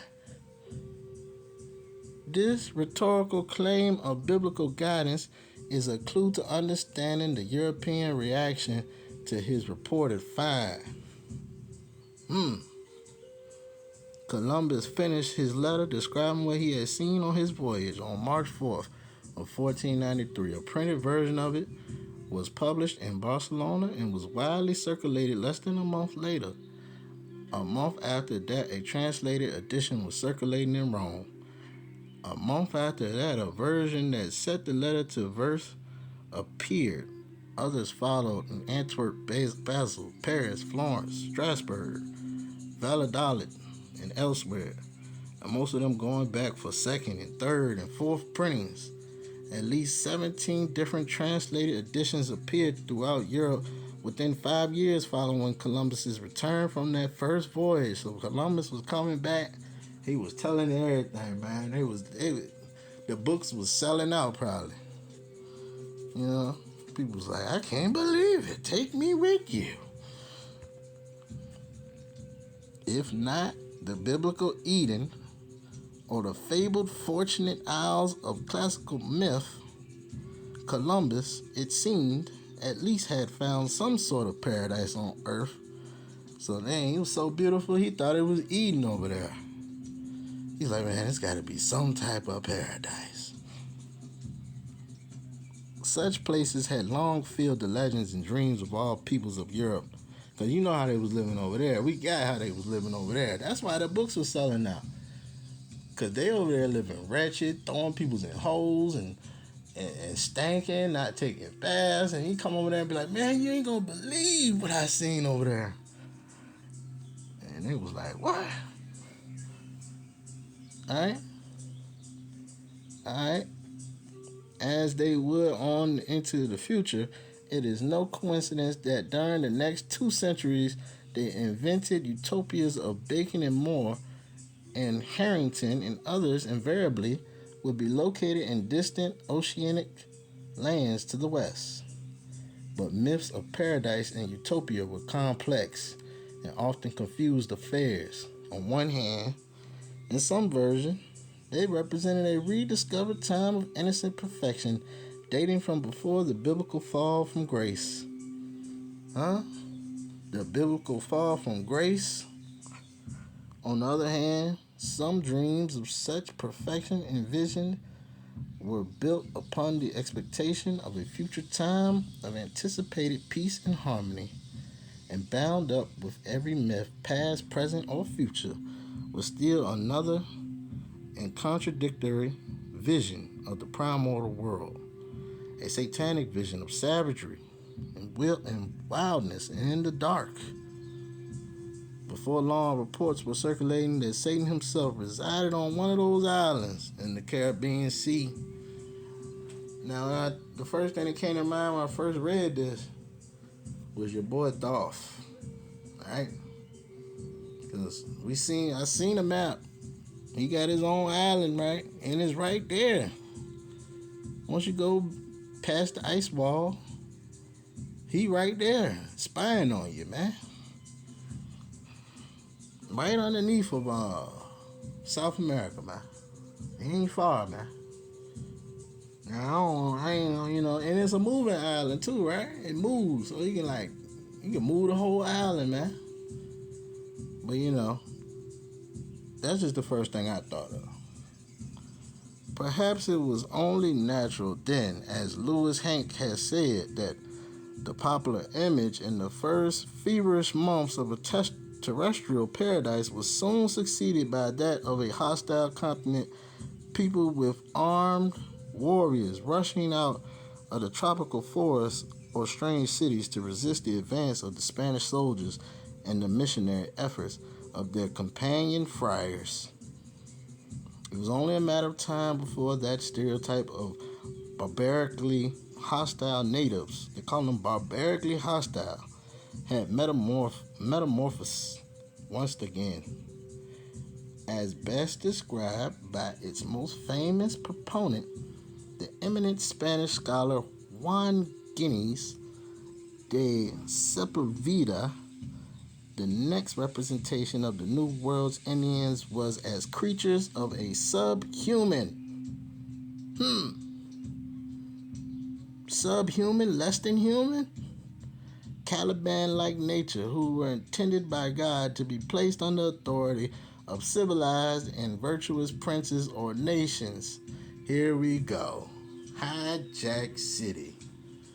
So their world was much beautifuler, much peacefuler, and much more organized and well put together than y'all. But somehow they're subhuman, and they need to be placed under authority of civilized and virtuous princes or nations so that they may learn from the might, wisdom, and law of their conquerors to practice better morals, worthier customs, and a more civilized way of life. You see how they was thinking? These people are savages. We gotta civilize them. And this is coming from people who don't even take baths? Okay, man. That the visions of the ferocious Indian assailant or the inferior natural slave were fictions, as much as the image of a pre-lapsarian American Eden had been, mattered not one bit to anyone. The myths were simply formed and reformed, shaped and reshaped, and made to do whatever work their propagators at any given moment wanted done. Alright. Numerous modern scholars have dissected and analyzed the effects of both biblical and classical myth on the minds of Europeans during this so-called age of discovery. I'm glad you put so-called right there, man, because they didn't discover anything. How you discover something that's already got so many people that they're innumerable? Huh? You discovered it. You discovered it yourself, but you didn't discover that land. You discovered them. Huh? But at least as strong as all the mixed up imaginings of terrestrial heavens and Elysian fields of lusty maidens and cannibalistic human beasts was a fervent and in many cases a truly maniacal European craving for raw power and wealth of gold and silver. There it is. That's what they want, the power, wealth of gold and silver among the clergy. Meanwhile, there was the promise of God's favor should they successfully introduce the New World's pagan innocence. See? They called you pagan, man. But yet you're innocent. That term in itself don't even make sense. Pagan innocence. To the glory of his grace. To the glory of his grace. Who we talking about here, man? You see what it is, where this is going, don't you? It is not surprising then that in the very first sentence of his celebrated letter to the Spanish crown, Columbus says of the lands that he has found, and of them all I have taken possession for their highnesses, by proclamation and with royal standard displayed, and nobody objected. Consider the picture, standing alone with a few of his fellow officers in the white coral sand of a tiny island whose identification remains disputed to this day. Hold on. An island discovered by Columbus despite the fact that it was well populated. See? You discovered by Columbus despite the fact that it was well populated and had in fact been discovered by others thousands of years earlier.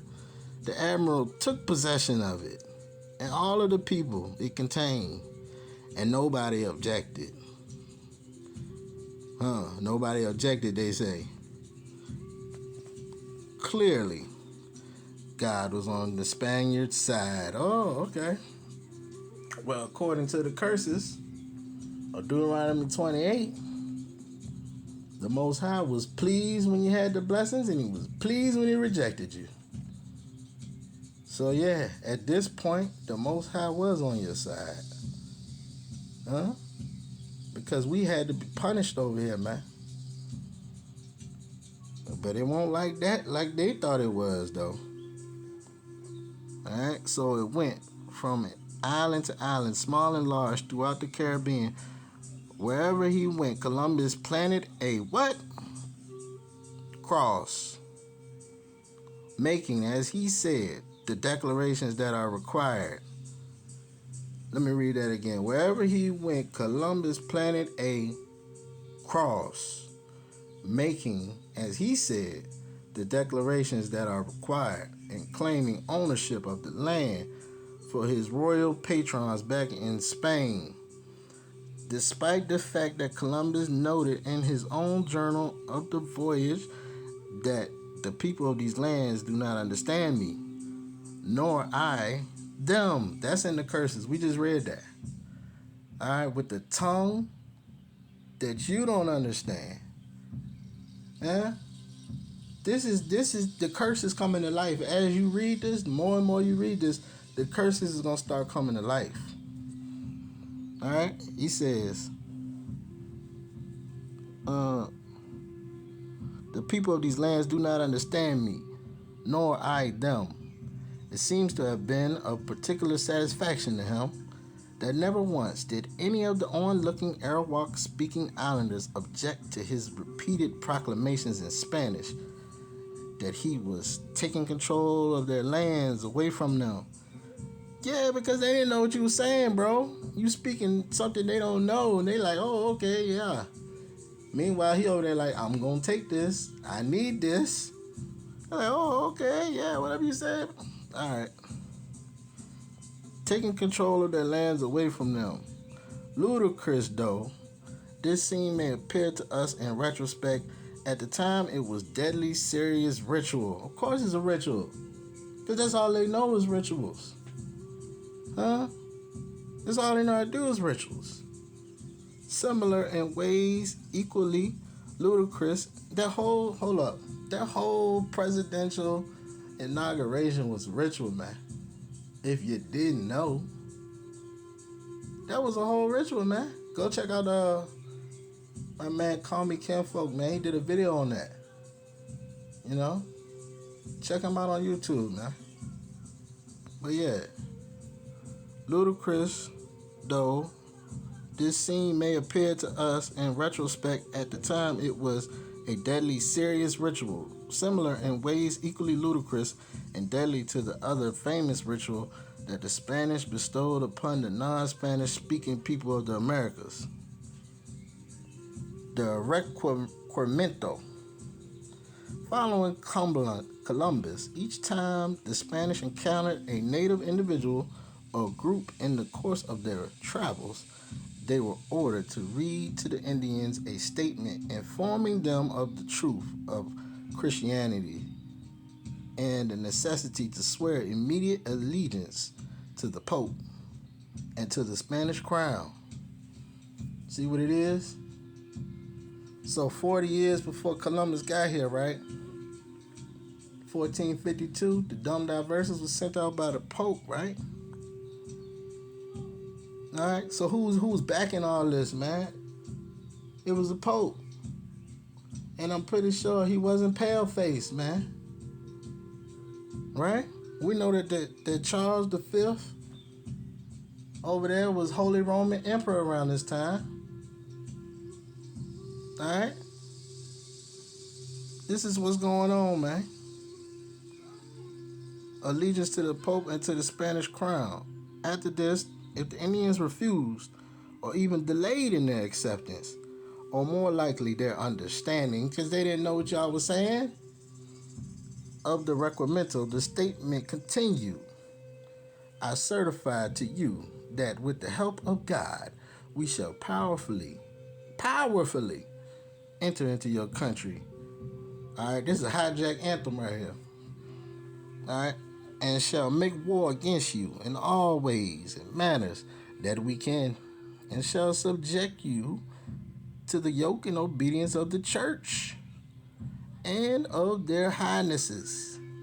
We shall take you and your wives and your children, and shall make slaves of them, and such shall sell and dispose of them as their highnesses may command.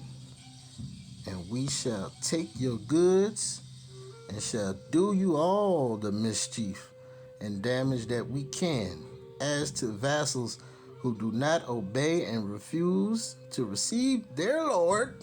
Here we go with Lord. Oh Lord. To receive their Lord and resist and contradict him. Alright, now I already did a couple videos about the word Lord. You can go back, check them out if you would like. But they brought you their Lord to Savior, man. Alright? This is why Columbus put a cross down everywhere he went. They brought you this Christ character, man. Yeah. They brought it to you. They're telling you right here. In practice, the Spanish usually did not wait for the Indians to reply to their demands. They ain't even wait. They don't care what you got to say. First, the Indians were manist. What does that mean? Like help? Then, as it were, they were read their rights. So this sound like the police today, don't it? They put the cuffs on you, then they gonna read you the rights. Huh? As one Spanish conquistador and historian described the routine, after they had been put in chains, someone read the requiremento. Oh, is this not the same thing going on today? Without knowing their language and without interpreters and without either the reader or Indians understanding language, they had no opportunity to reply, being immediately carried away prisoners. The Spanish not failing to use the stick. See that? They're not failing to use the stick on those who do not go fast enough. So what do police officers carry around today, right? Don't they got that stick? That nightstick? Huh? You can catch a Rodney King beating any day of the week if you want to around here. They gonna pull out the stick, you know what I'm saying? But you lucky they just pulling out the stick, and they might just pull out the gun. And they might pull out the other stick. Yeah. So you better cooperate, man. They don't care. They doing the same thing today. They do not care what you say. They don't care if you understand what they saying. They gonna pull that stick out. You ain't moving quick enough, they pulling the stick out. Alright? In this perverse way, the invasion and destruction of what many, including Columbus, had thought was a heaven on earth began. Not that. Now look, this is, come on, bro. Look at these kind of people they are, man. They came over here, the people was generous, nice, everything was lovely, and like, yep, time to lock them up. You coming with me? Not that a reading, oh, hold on. Alright, where was that? Yeah, in this perverse way, the invasion and destruction of what many, including Columbus, had thought was a heaven on earth began. Not that a reading of the requiremento was necessary to the inhuman violence the Spanish were to perpetrate against the native peoples they confronted. Rather, the proclamation was merely a legalistic rationale for a fanatically religious and fanatically judicial and fanatically brutal people to justify a Holocaust. After all, Columbus had seized and kidnapped Indian men, women, and children throughout his first voyage, long before the requiremento was in use. Alright? 5 at one stop, 6 at another, more at others, filling his ships with varied samples of Indians to display like exotic beasts in Seville and Barcelona upon his return. So he bringing them back to show off. Yeah, look what I got. You know what I'm saying? On at least one occasion, Columbus sent a raiding party ashore to capture some women with their children to keep his growing excess of captured native males company, because he wrote in his journal his past experience in abducting African slaves had taught him that the Indian men would behave better in Spain with women of their country than without them.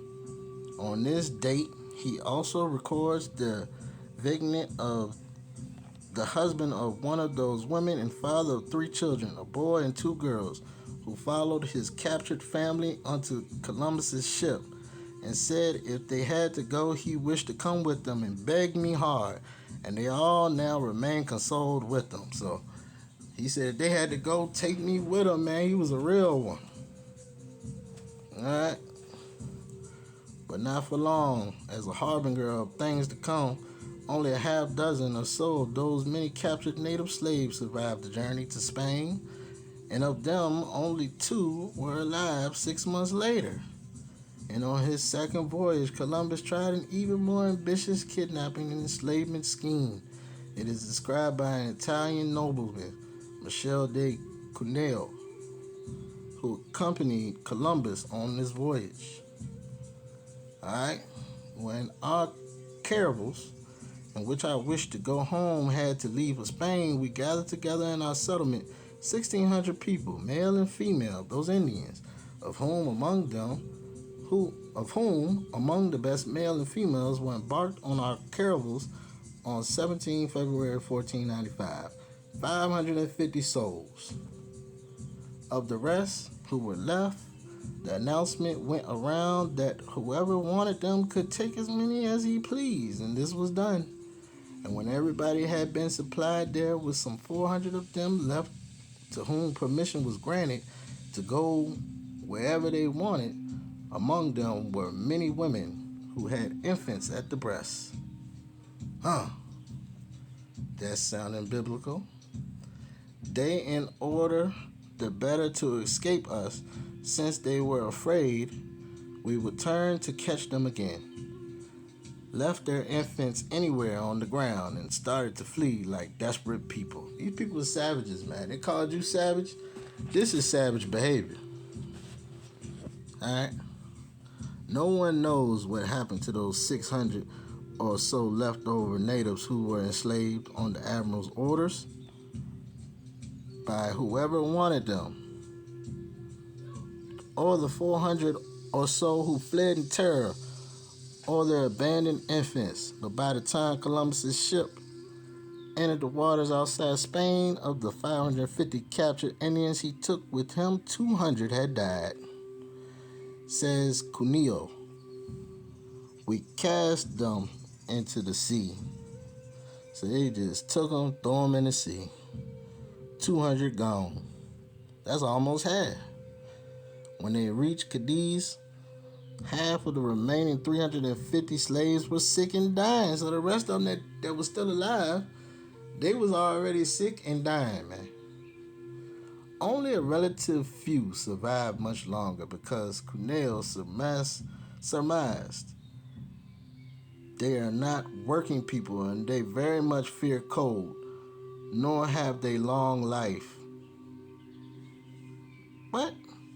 This final point, nor have they long life, would not have been true a few years earlier. See? The health and life expectancy of the natives had been far superior to that of the Europeans prior to Columbian invasion.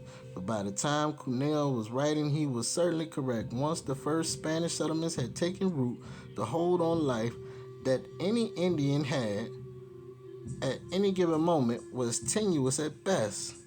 Spanish diseases had begun their own invasion of the Americas almost from the moment Columbus and his crews first breathed upon the New World host. So as soon as they got there and stepped on the land, they were so nasty and filled with disease that it just went through the air like tuberculosis. And it was really airborne. And it was going around, man. As soon as they took step, man, they couldn't even fight back because of the disease, man. As soon as they breathed on you. But the systematic, and this is part of the curses too, man. Remember it said diseases that's not even in the book is going to hit you? But the systematic genocidal destruction of the Indians did not begin until Columbus's return. Columbus's second voyage was the true beginning of the invasion of the Americas. The royal instructions authorizing the expedition had directed that the finest ships in Andalusia be outfitted for the trip, and that they be commanded by the most expert pilots and navigators in the realm. 17 ships made the voyage. Aboard those ships were more than 1,200 soldiers, sailors, and colonists, including a cavalry troop of lancers and half a dozen priests. Along the way, at the Canary Islands, some other passengers were boarded. Goats and sheep and cattle and 8 pigs. And 8 pigs were placed on deck and in the holds below. And in early January of 1494, the fleet arrived at the place on the northern coast of Hispaniola that Columbus had chosen to build his capital, his town of Isabella. No sooner were the ships uploaded, however, then sickness broke out among the crews. It quickly spread among the natives who had come to greet the ships with gifts of fish and fruit. Look at this, man. They came up there to greet them with fish and fruit and messed around and got sick, man. As if we had been their brothers. They treated them like family. And this is what you do? Recalled one of the men on board. Within a few days, the admiral's surgeon reported a third of the Spaniards had fallen ill, while natives everywhere were dead. Columbus directed groups of the healthy among his crew to explore the island's inland regions and find fabulous gold mines they all were sure existed.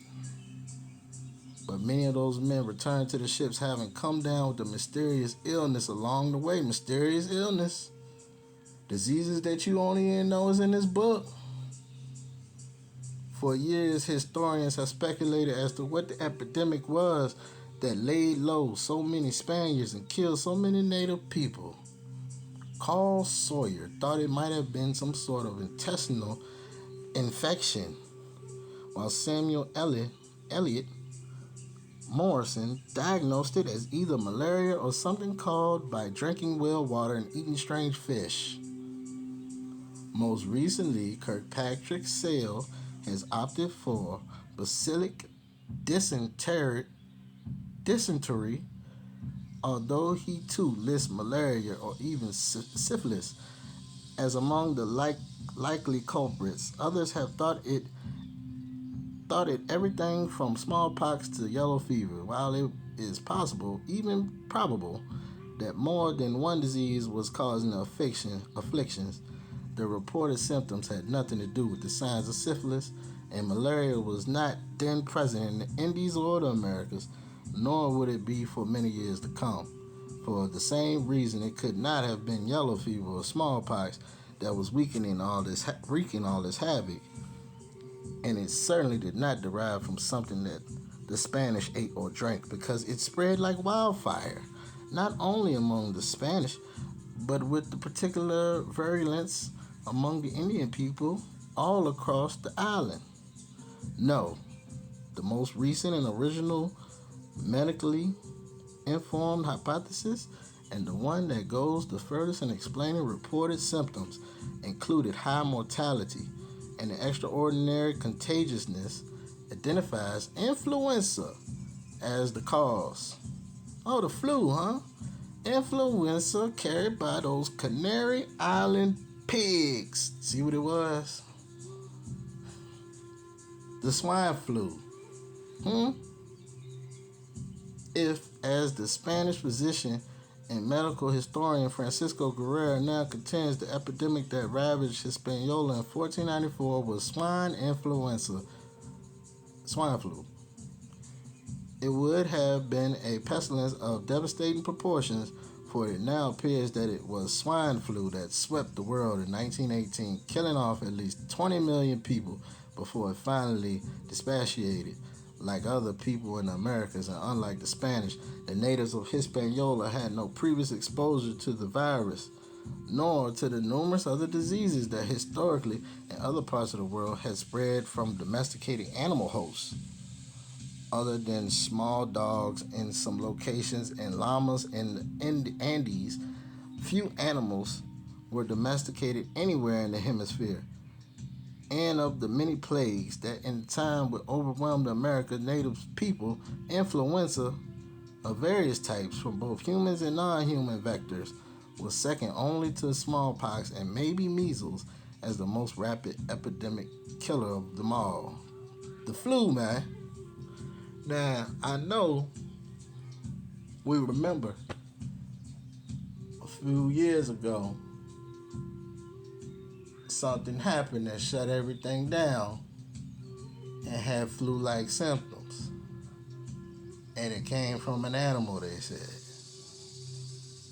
I know we remember this, right? Alright then.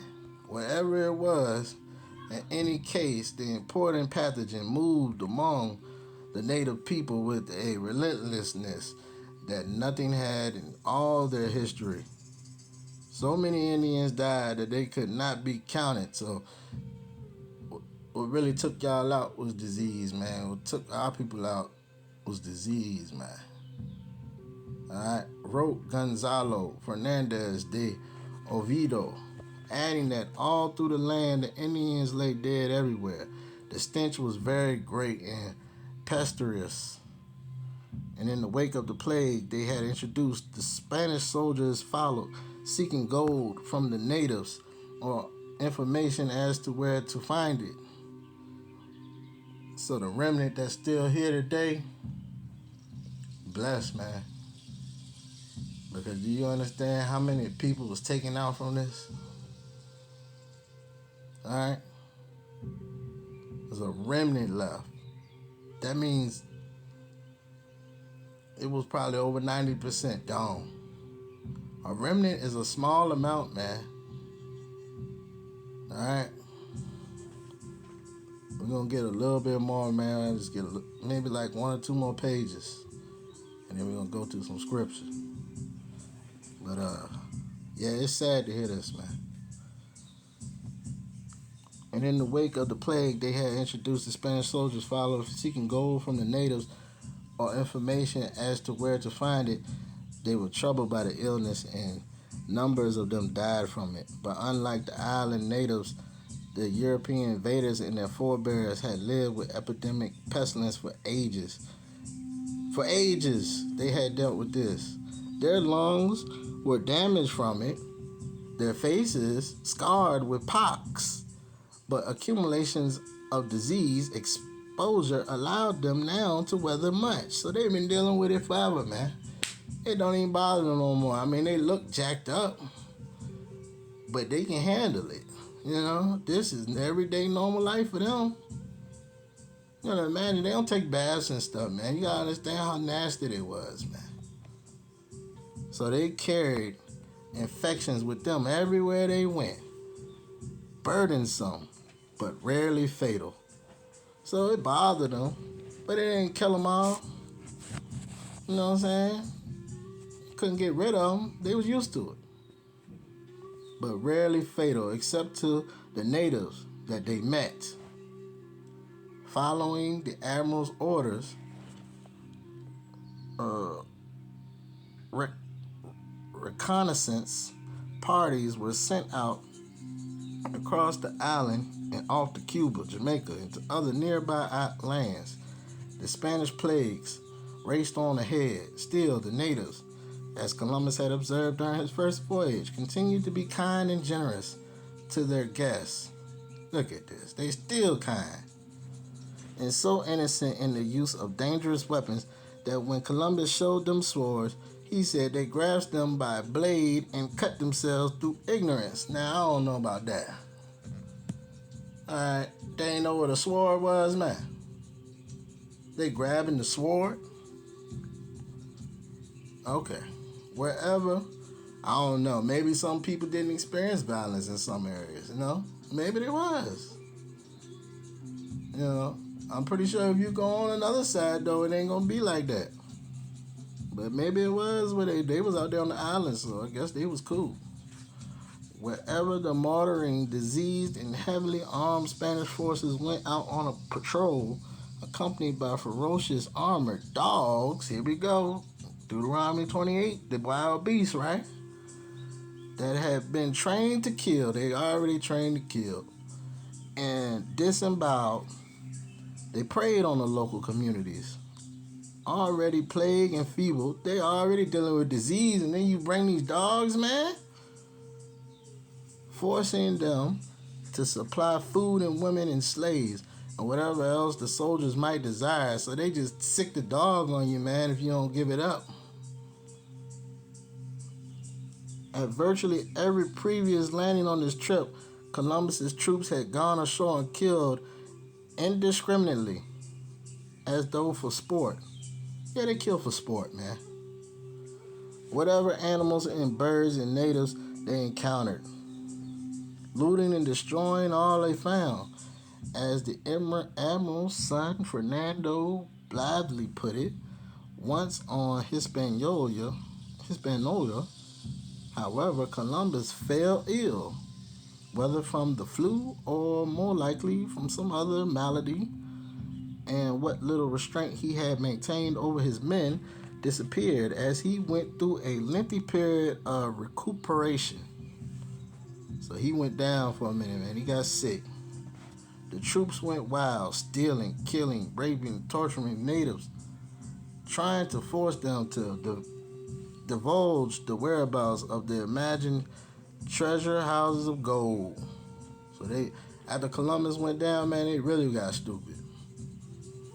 The Indians tried to retaliate by launching ineffective ambushes of stray Spaniards.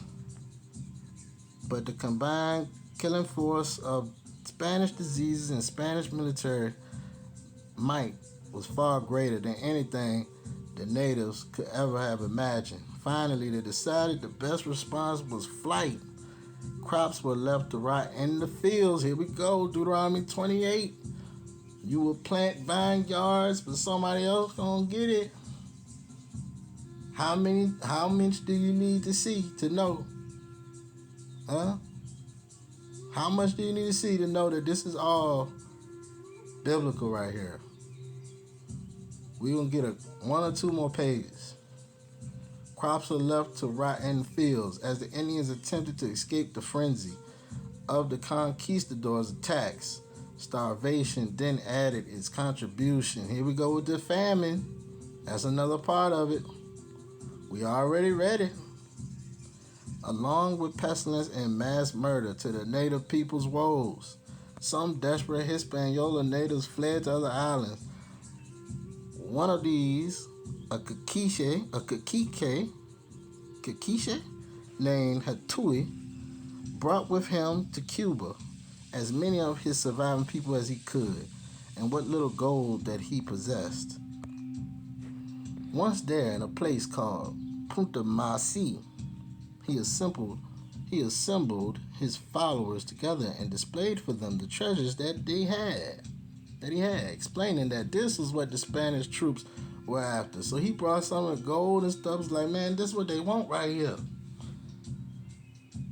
Huh? After these apparently were objects of worship to the murderous invaders, whereupon, to protect his people from greed and savagery of these vile strangers, he threw the gold to the bottom of the nearby river. So he was like, man, get rid of all that gold, man. That way they ain't gonna want nothing from over here. Cause we ain't got nothing. But it didn't work. The Spanish found Hatui and his people, killed most of them and enslaved the others, and condemned their leader to be burned alive.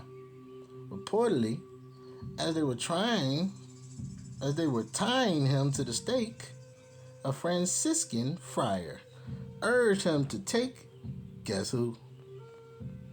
Your boy, Jesus.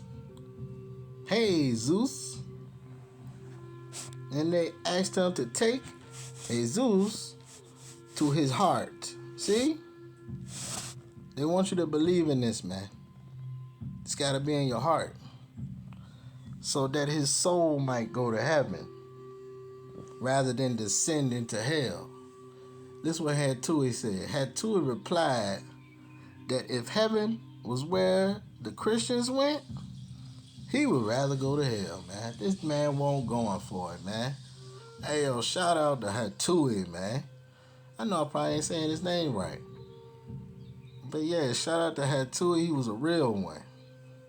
The massacres continued. Columbus remained ill for months, while his soldiers wandered freely. More than 50,000 natives were reportedly dead from these encounters by the time the admiral had recovered from his sickness, and when at last his health and strength had been restored, Columbus's response to his men's unorganized depredations was to organize them.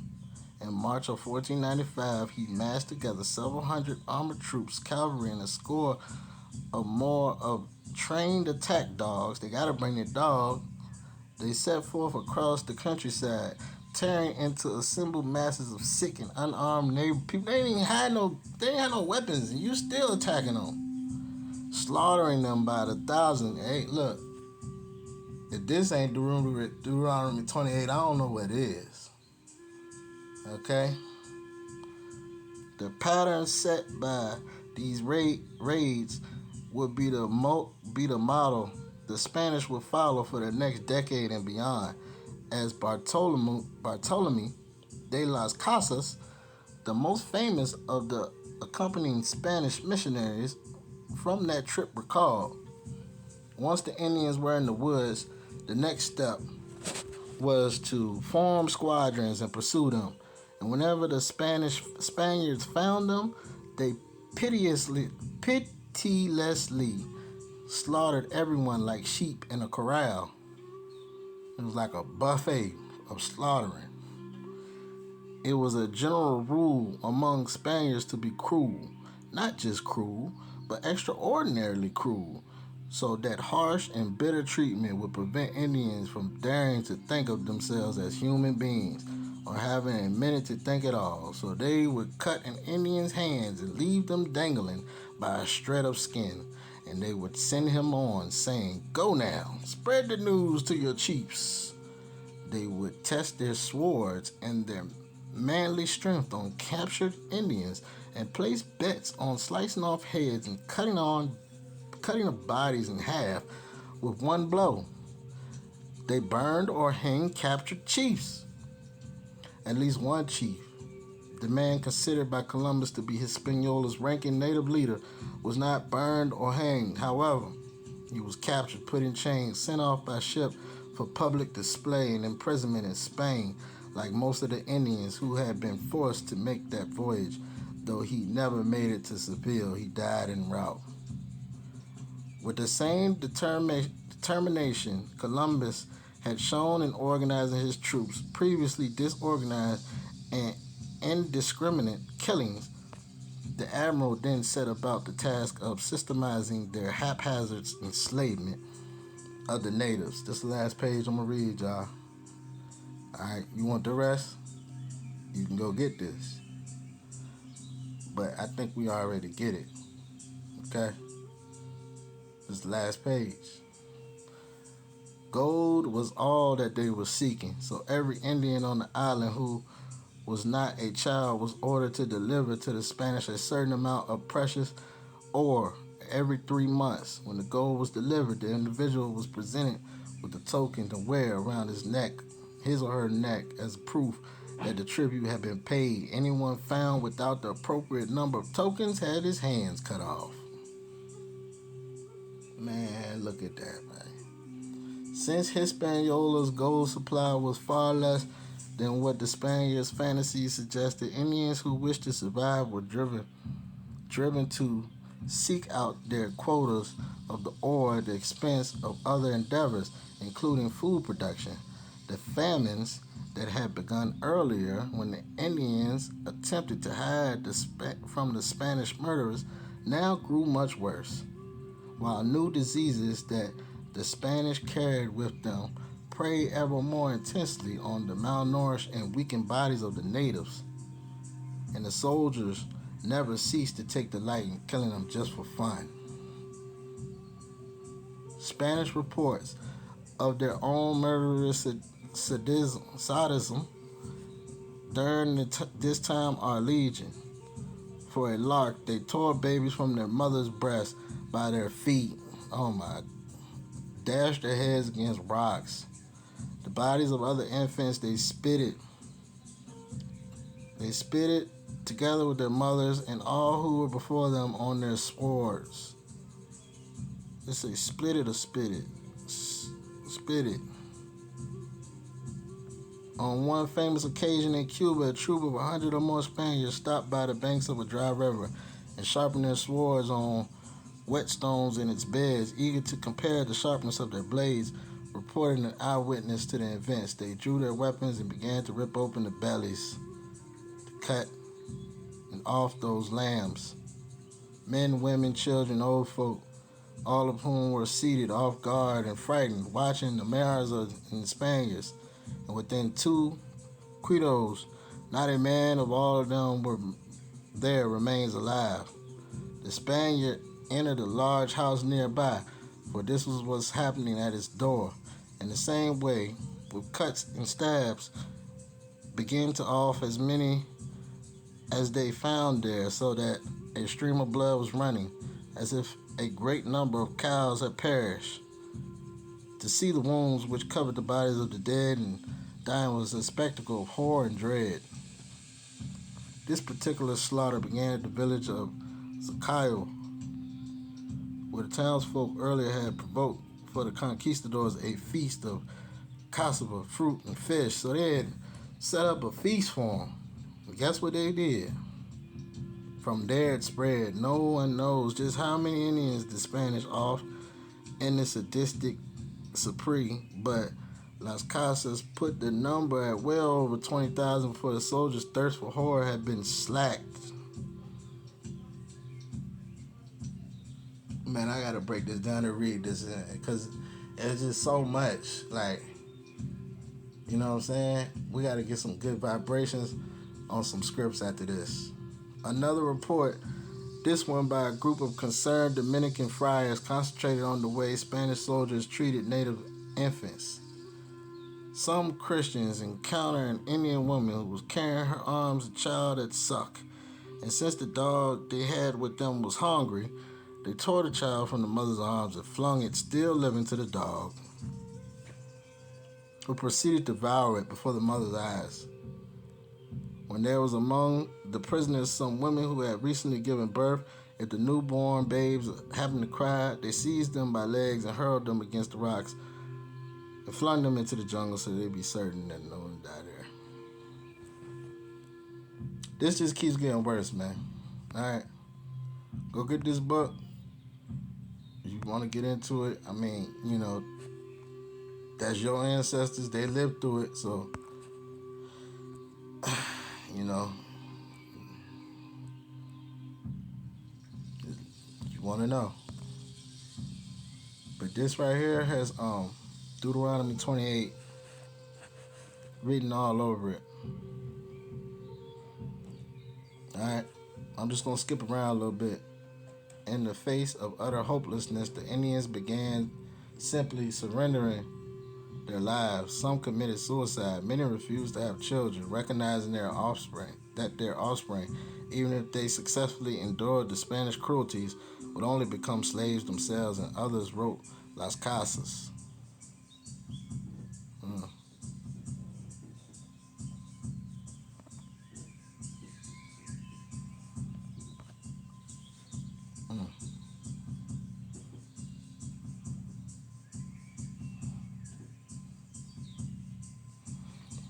Alright. You get it, right? These people was cruel, man. They came over here thinking that Columbus thought he was fulfilling the prophecies in Isaiah. So, they just had their way, man. Had their way. And that was one of their problems, man. They got carried away. You know what I'm saying? Like, yeah, you was given the land for a period of time, and, you know, a lot of us had to get off, and this had to happen out of judgment, man. But they definitely got carried away with this, man. You know what I'm saying? But guess what, y'all? Their time is almost up, man. This is not a time for sorrow right now. This is a time for rejoicing. Because we know HAWAH is on the way. We can feel it, right? You can see it. You see all the judgment going on around the earth? Let's just get one scripture in. I'm gonna call it a day. Alright?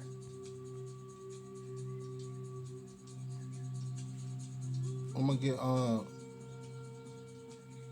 they call it Sirach, right? But they say what does it say? Ben Sira or something like that wrote this.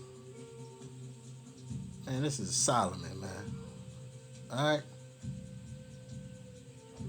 Let's get it, man. Chapter 1.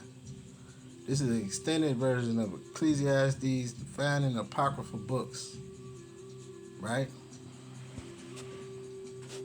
Alright. Chapter 1 goes, all wisdom comes from HAWAH and is with him forever. Who can number the sand of the sea and the drops of rain in the days of eternity? Who can find out the height of heaven and the breadth of the earth and the deep and wisdom. Wisdom has been created before all things, and the understanding of prudence from everlasting. The word of HAWAH is the fountain of wisdom, and her ways are everlasting commandments. To whom has the root of wisdom been revealed? Or who has known her wise counsels? Right? We talking about your mother above now. Unto whom has the knowledge of wisdom been made manifest? Right? This motherly spirit, the spirit of wisdom. And who has understood her great experience? There is one wise and greatly to be feared, HAWAH, sitting upon his throne. Because you see what he can do, right? See what HAWAH can do, right? You're a living testimony. You're a living proof through your ancestors. He created her and saw her and numbered her and poured her out upon all his works. She is with all flesh according to his gift, and he has given her to them that love him. The fear of HAWAH is honor and glory and gladness, and crown of rejoicing. The fear of HAWAH makes a merry heart and gives joy and gladness and a long life. Whoso fears HAWAH, it shall go well with him at the last, and he shall find favor in the day of his death. To fear HAWAH is the beginning of wisdom, and it was created with the faithful in the womb. She has built an everlasting foundation with men, and she shall continue with their seed. To fear HAWAH is fullness of wisdom, and fills men with her fruits. She fills all their house with things desirable, and the garners with her increase. The fear of HAWAH is a crown of wisdom, making peace and perfect health to flourish, both which are the gifts of HAWAH. And it enlarges their rejoicing that love him. Wisdom rains down skill and knowledge of understanding, and exalts them to honor that hold her fast. The root of wisdom is to fear HAWAH, and the branches thereof are long life. The fear of HAWAH drives away sins, and where it is present, it turns away wrath. A furious man cannot be justified, for the sway of his fury shall be his destruction. A patient man will tarry for a time, and afterward joy shall spring up unto him. He will hide his words for a time, and the lips of many shall declare his wisdom. The parables of knowledge are in the treasures of wisdom, but the fear of HAWAH is abominable to a sinner. If you desire wisdom, guard the commandments. Exodus 20. And HAWAH shall give her unto you wisdom. For the fear of HAWAH is wisdom and instruction, and faith and meekness are his delight. Distrust not the fear of HAWAH when you are poor, and come not unto him with a double heart. Be not a hypocrite in the sight of men, and take good heed what you speak.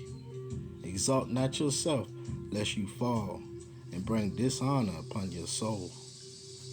And so, HAWAH discover your secrets, and cast you down in the midst of the assembly, because you came not in truth to the fear of HAWAH, but your heart is full of deceit. Alright, all praises to HAWAH. Thank y'all for getting through this with me. Hope y'all had a blessed Shabbat. Alright, love y'all. Let's keep those commandments so we can keep our life. Alright, all praises, HAWAH.